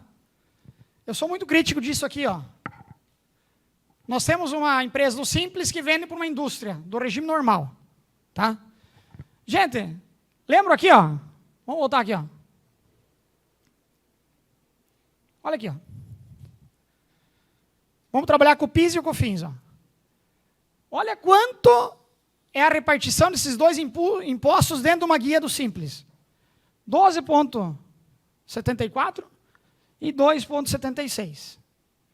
Somando esses dois valores, nós chegamos aqui em 15,5%. Vamos simular que a minha empresa Simples é um comércio e ela está numa alíquota de 9% de imposto. Quanto é o PIS e COFINS embutido nessa alíquota? 1,4, ou seja, a repartição do somatório dos dois, vezes a alíquota efetiva minha, eu chego à minha alíquota nominal. Só que se eu estou vendendo um produto para uma indústria que é um insumo de produção, produto ou prestando serviço, eu dou crédito de quanto para a empresa, mesmo estando no Simples? De PIS e COFINS? 9,25. Por isso que existem empresas do Simples e B2B ainda. E por isso que empresas do Simples vão acabar. Porque nós temos uma distorção. Nós estamos dando crédito de imposto de 7,86 a mais do que nós pagamos. Para alguém economizar no débito deles. Então isso, de certa forma, é uma aberração. Não podemos negar. Né? Isso aqui morreu. Se eu não der o crédito 9,25, por exemplo, que vai ser o CBS, eu não. Se eu não der o crédito, o cara não aproveita. Aqui ele está aproveitando. 9,25 em cima do valor de venda. Né? Então, é algumas coisas que nós temos. Por isso que o nosso modelo tributário de consumo é retrógrado. Né? O IVA é usado em todos os países de primeiro mundo. Né? Então, aqui, gente, nós temos a base de alíquotas. Né? Tá? Eu trouxe algumas, não todas, né? Mas, por exemplo, não se assustem. Cesta básica é alíquota zero, não vai ter débito. Para não encarecer os produtos de cesta básica, alimentos. Transporte coletivo vai ser isento para não encarecer a passagem do transporte coletivo nos grandes centros. Alimentos para consumo humano, no geral, redução de 60%. Os que estão fora da cesta básica. Né? Serviços de educação, saúde, atividade esportiva, aquela alíquota que eu falei, reduzida a 60%, vai ser a alíquota nominal. Medicamentos, produtos de higiene e limpeza, in natura, 60% de redutor. Tá? Vamos dizer, mas então não vai encarecer muito, né?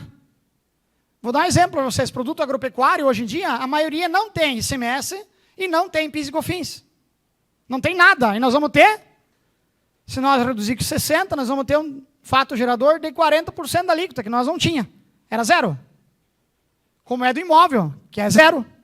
Então tem muita coisa que, apesar de a alíquota ser menor, vai encarecer. Né? Profissões, né? O pessoal das profissões regulamentadas vão estar aqui, ó, redutor de 30%, da alíquota de 28%.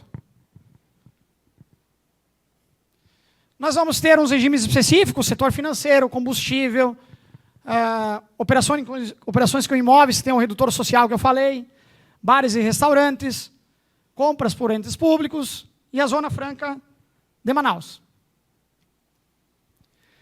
E aí nós entramos aqui, que eu acho que a parte estava na expectativa, né?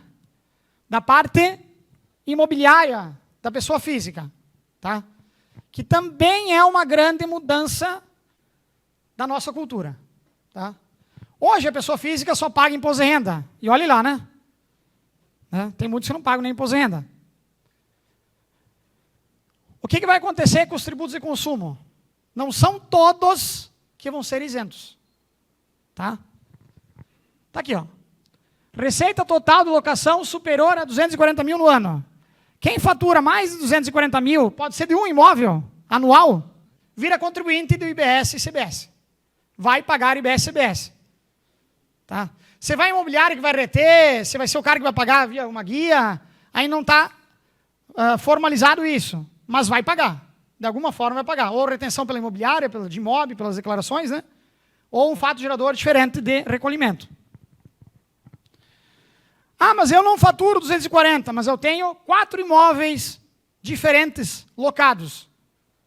Um eu ganho 1.000, outro 1.500, outro 2.000, outro 800. Eu passo a ser também contribuinte de IBS-CBS. Então, para quem não pagava nada, passa a pagar tributo de consumo, além do tributo da renda. Né? Tá?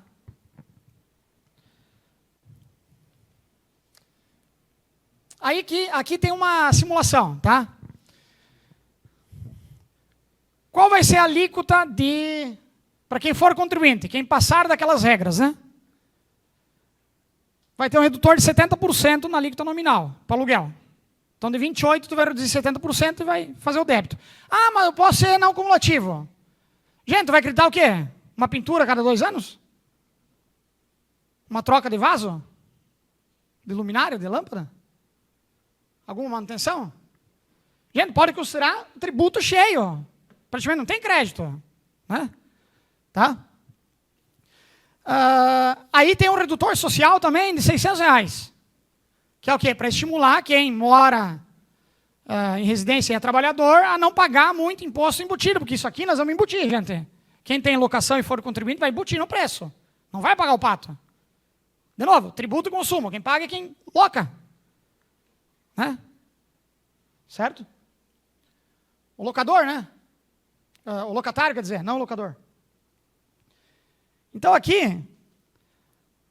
E tem mais isso aqui, ó, que é pior ainda, né? Eu comprei um imóvel da Santa Maria, em Chapecó, e eu vou alugar para o Airbnb. Airbnb não é aluguel fixo para residência, é aluguel de curta temporada, geralmente para turista ou trabalhador de eventos, etc. Esse cara não merece o redutor social e não merece a redução da alíquota de 70%, porque ele está a passeio, não a trabalho e a moradia da família. Então ele merece pagar mais. Não tem o redutor social e a alíquota é redutor só de 40% e não de 70%. Então, o que vai acontecer? Vamos direto para a alíquota efetiva. Se eu alugar para residência fixa, eu tenho o redutor lá, vou chegar numa alíquota de 8%, efetiva. Se eu alugar para Airbnb, vai a 17% de alíquota efetiva. Dobra, né? Praticamente dobra, né? Mais que o dobro, né? Agora vamos calcular, porque eu tenho a alíquota e tenho o redutor social, né? Tá? Vamos dizer que eu alugo um imóvel fixo por 1.800, eu reduzo ele em 600, que é o redutor social, eu chego a uma base de cálculo de 1.200, eu tributo 8% direto, eu vou cobrar do cara 1.980. Agora, se eu for alugar o mesmo valor de aluguel por causa do Airbnb, eu vou ter que cobrar mais. Né? Eu não tenho redutor social, que me reduz a base de cálculo, e a minha alíquota vai de 8 para 17. Então, eu vou cobrar do cara 1.102,40 e não 1.980. Né? Então, aumenta o valor. Sempre aumenta o valor. É embutido, né? Tá?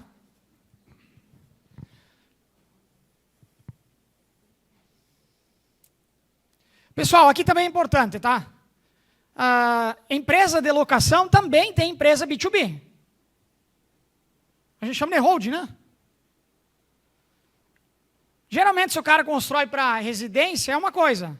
Mas eu construo sala comercial, eu construo barracão para alocar para empresas. O que vai acontecer? O cara da empresa vai estar fora do simples. E ele vai querer que eu destaque imposto. Se está no CPF, eu não destacarei imposto. E daí como é que fica a relação comercial? Eu tenho que dar em desconto? Aí entra a holding patrimonial, né?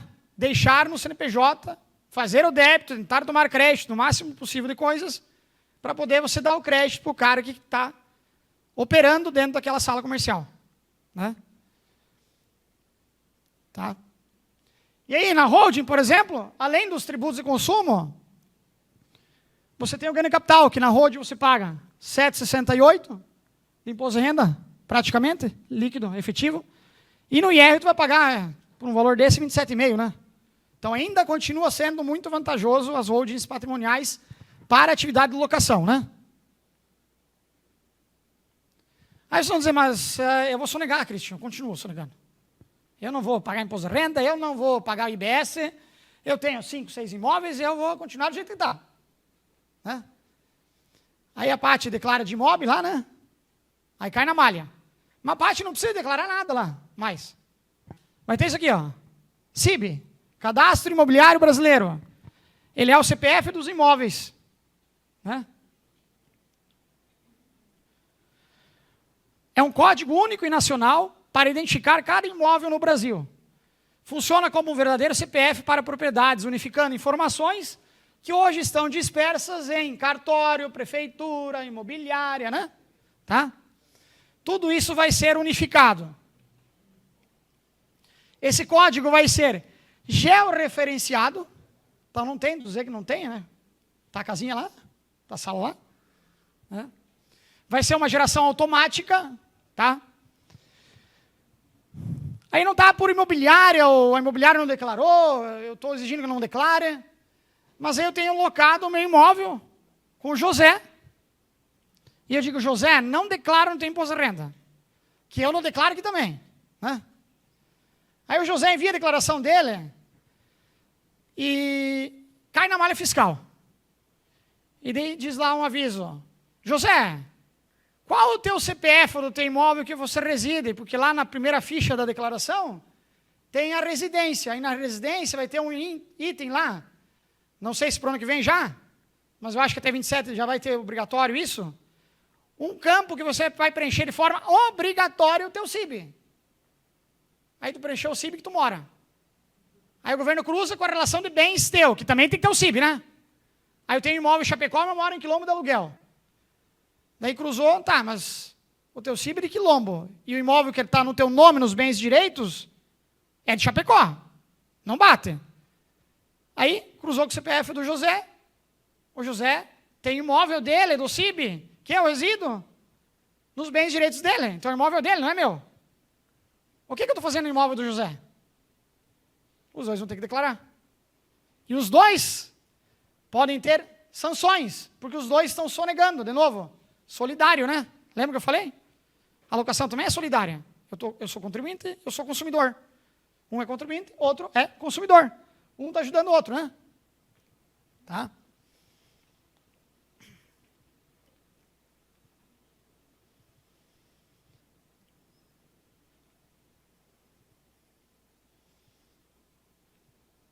Aqui algumas partes mais teóricas, né? Tá? E aqui tem outro ponto também dos imóveis pessoa física importante, tá? Eu construo um imóvel por ano e vendo. Tudo frio. Só lá aquele construtor, construa uma casinha aqui, compra o terreno lá, vendo. Hoje, geralmente não paga nem imposto de renda e geralmente não paga nem IBS, CBS, né? Não paga nada. Gente, esse cara que faz isso, ele vira contribuinte do IBS e CBS, porque ele vira equiparado à construtora. Como é que eu vou fazer a construtora pagar 28% e um redutor e o cara que constrói no CPF não paga nada? Praticamente fica inviável e fica uma concorrência desleal, né? Então, se eu tiver venda de mais de 3 imóveis no ano calendário anterior, eu passo a ser contribuinte, mesmo que eu não construa o imóvel, tá? Então, ganhei um imóvel de herança, comprei outro imóvel pronto e ganhei outro imóvel de uma tia. E decido vender os... E tem mais um que estava no meu nome, comprei anos atrás. Decido vender os 4 esse ano. Eu viro contribuinte. Mesmo que eu não construí. Agora, o cara que alienou o imóvel, que construiu nos últimos 5 anos, ele vira contribuinte. Então, eu construí um imóvel faz 3 anos. Vou vender. Sou contribuinte. Decidi construir a casa e 3 anos vou construir uma nova. A mulher está me enchendo o saco, quer mais um quarto, mais não sei o quê. Eu vou vender essa aqui e vou para uma nova. Tu é contribuinte? 5 anos, ó. Além de pagar o ganho de capital, tu paga o IBS e CBS, né? Então veja que hoje nós não pagamos nada. Nem se construir no CPF, nem se revender. Imóvel já pronto, né? Tá?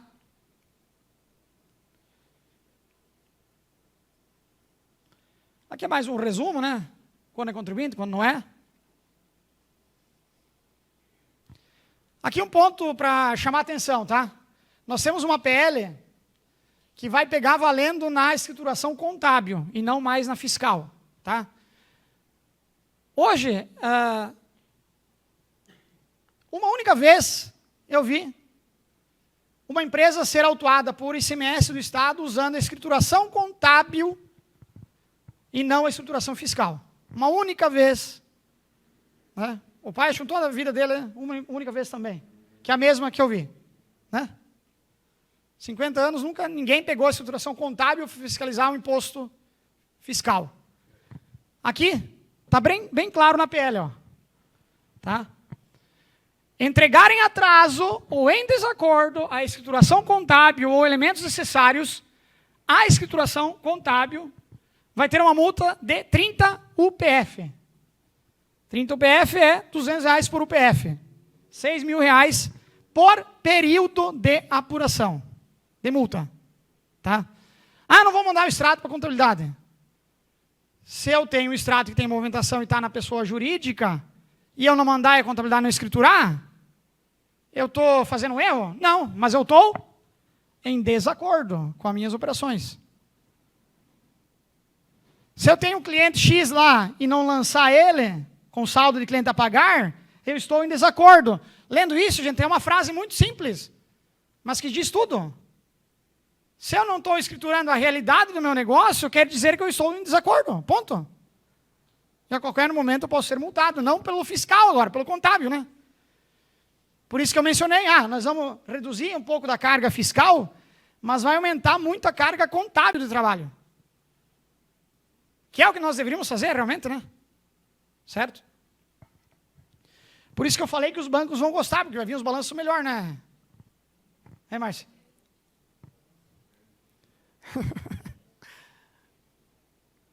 Aqui tem um site para informações, né, do Comitê Gestor, que vai ser quem vai disciplinar, distribuir os valores de IBS e CBS. Aí, pessoal, reservei um minutinho final aqui para nós falar da PL, que falta sanção presidencial ainda, que é dos tributos de renda, que muitos estão perguntando já, né? Tá? Ainda não está aprovado, falta sanção. E eu acho que vai ter mudanças, grandes mudanças. Tá? Por quê? Nós teríamos uma alíquota de 10%, tá? De imposto sobre lucro distribuído, que hoje nós não temos, que é imposto de renda. Tá? Com essa PL. A partir de janeiro de 26. Né? Para quem ultrapassar, não é excedente. Não é, eu tive lucro distribuído de 51 mil, vou pagar 10% de 1.000. Não. Se eu tiver 51.000,00001, eu tributo 10% dos 51.000,00001. 10% cheio. Né? Cumulativo. Se eu tenho 5 empresas no meu nome, e eu distribuir num mês, uma 10, outra 10, outra 10, outra 11, outra 10, eu já passei do limite. Eu pago 10% de tudo, do grupo econômico. Todas as empresas que estão no meu nome. Tá? E teria retenção na fonte, inclusive, né? Tá? O contador tem que fazer a guia na fonte, a partir da escrituração dos lucros distribuídos para o CPF. Aí tem um ponto importante. Para o CPF, porque todo governante cria regras que para quem não é orientado, ou quem é desinformado, ou aquele pequeno pagar mais do que o grande. Certo, não é isso? Os grandões, eles têm estratégias para isso.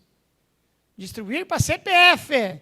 Se eu distribuir um lucro para uma outra empresa que eu sou sócio, e ela é incorporada por aquela empresa que distribuiu o lucro, tributa? Não, porque a tributação pro CPF, não para empresas.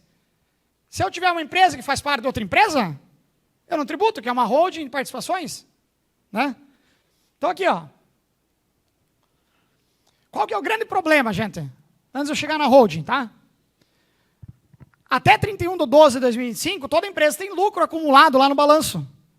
Certo? E a lei vale 1/1/26. Então, lucros que eu obtive antes da lei não deveriam tributar se eu distribuir eles, mesmo a partir de 2026. Correto?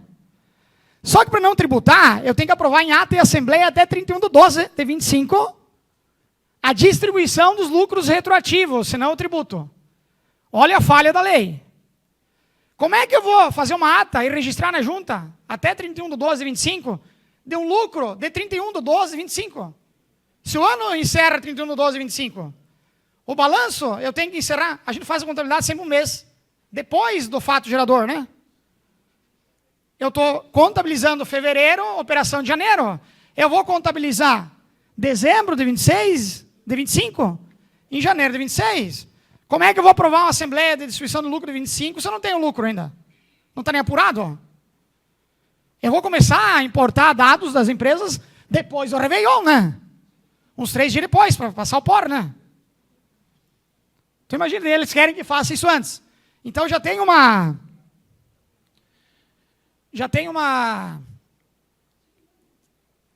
nota técnica do Conselho Federal de Contabilidade questionando essa situação, tá? Tem uma análise técnica questionando o governo, tá? Vocês estão ferindo o princípio da contabilidade. A gente fecha o balanço depois. A gente tem, inclusive, até março, abril para fechar o balanço do ano anterior. Então você tem que colocar essa regra que seja aprovada em Assembleia até março, abril do ano que vem. Imagina a empresa da Bolsa de Valores. Como é que o cara vai fazer uma SA, fazer a ata de Assembleia, distribuir o lucro antes de fechar o ano? Não tem cabimento, né? Então já tem uma nota técnica. Esses são os dispositivos que eles querem vetar, mas vão ficar lendo eles. Basicamente é isso. Questionando que, se eles querem fazer como obrigação que tenha a distribuição do lucro deliberada em Assembleia e registrada na junta para não tributar, tem que esperar isso até março, abril do ano que vem para fazer, não agora. Então, eu acho que isso vai passar, tá? Vai ser vetado esses dispositivos, né? Tá? Do registro via deliberação de cotistas. E aí entra isso aqui, né?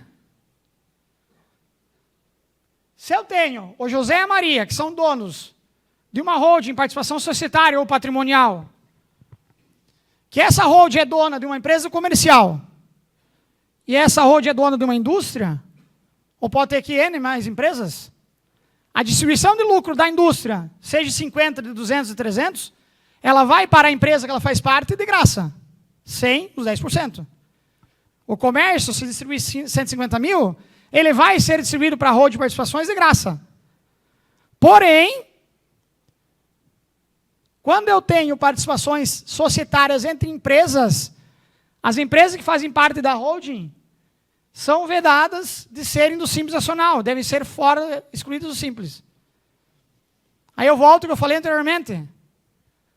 O cara que não tem condição de sair do Simples, ele distribui 50 mil, ele vai pagar imposto. O cara que está na grande corporação, gente, na Bolsa de Valores, se você pegar o emaranhado, a rede de empresas, gente, é 10 empresas e são donos de 200 empresas. Esses caras não pagam imposto. Quem vai pagar? Pequeno e o médio de novo. Né? Pagaria só se esse dinheiro saísse da holding e fosse para o CPF dos caras lá, da Maria e do José. Mas a Maria e o José são casados. E quem coordena todo o patrimônio dele é essa holding. Ele compra imóveis aqui. Ele deixa o dinheiro aplicado aqui. Né? Ele não quer dinheiro no CPF. Esses caras grandes não têm dinheiro no CPF. Não tem patrimônio no CPF. Tem numa empresa. Eles vão jogar o dinheiro para lá só o quê? O mínimo para pagar o cartão de crédito. E ainda eles distribuem 2, né? A Maria e o José casados, então é por CPF. Eles podem viver uma vida de 100 mil por mês sem pagar imposto. O custo de vida deles pode ser 100 mil por mês e não paga nada. Do casal. Então vejam. Né? Para tudo tem uma saída. Mas essa saída, às vezes, não é aplicável a todos. É só a quem eles querem, né? Tá? Então, pessoal, era isso que eu tinha para vocês, informação. Tem muitos outros assuntos, detalhes, mas que talvez confundam vocês, né? Eu tentei fazer de uma forma prática, didática, para mostrar a mudança cultural que nós vamos ter como consumidor e empresas, né? Então, obrigado por vocês tirarem o tempo para vir hoje aqui, prestigiar, né? A Bitoeste, a SIC, o Grupo Conta Mais, a minha pessoa, né? Espero poder vir falar muito mais vezes para vocês de outros assuntos aí que vierem a ter sobre temas de contabilidade e administração. Muito obrigado.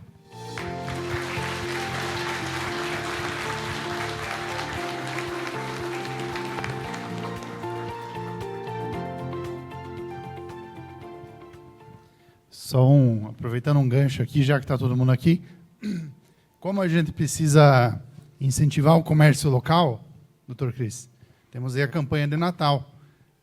Está em voga, está andando, já está na rua, já está nos comércios associados, a SIC Cicobi, ao qual vai ser sorteado R$10 mil em prêmio no dia 24 de dezembro. São 28 vale-compras de R$250, um vale-compra de R$1.000 e um vale-compra de R$2.000. Então, só para contextualizar também, a campanha está andando para o comércio local. E, de antemão, agradecer ao Dr. Cris Almagro. Parabéns, tá, mais uma vez. Muito obrigado por esclarecer tantas dúvidas e deixar nós um pouco mais confusos. Nós vamos ficar pensando bastante hoje ainda, né? Parabéns, Cris, pela palestra.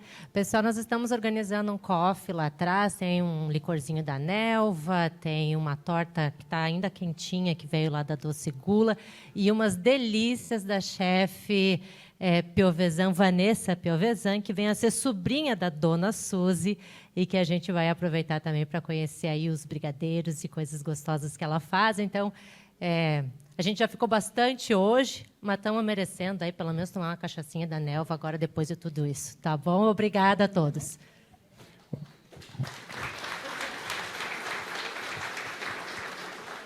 Obrigado ao Grupo Conta Mais, obrigado à Habita Oeste, obrigado a todos os associados, todos os empresários, a toda a população que está aqui assistindo hoje. Sejam sempre muito bem-vindos.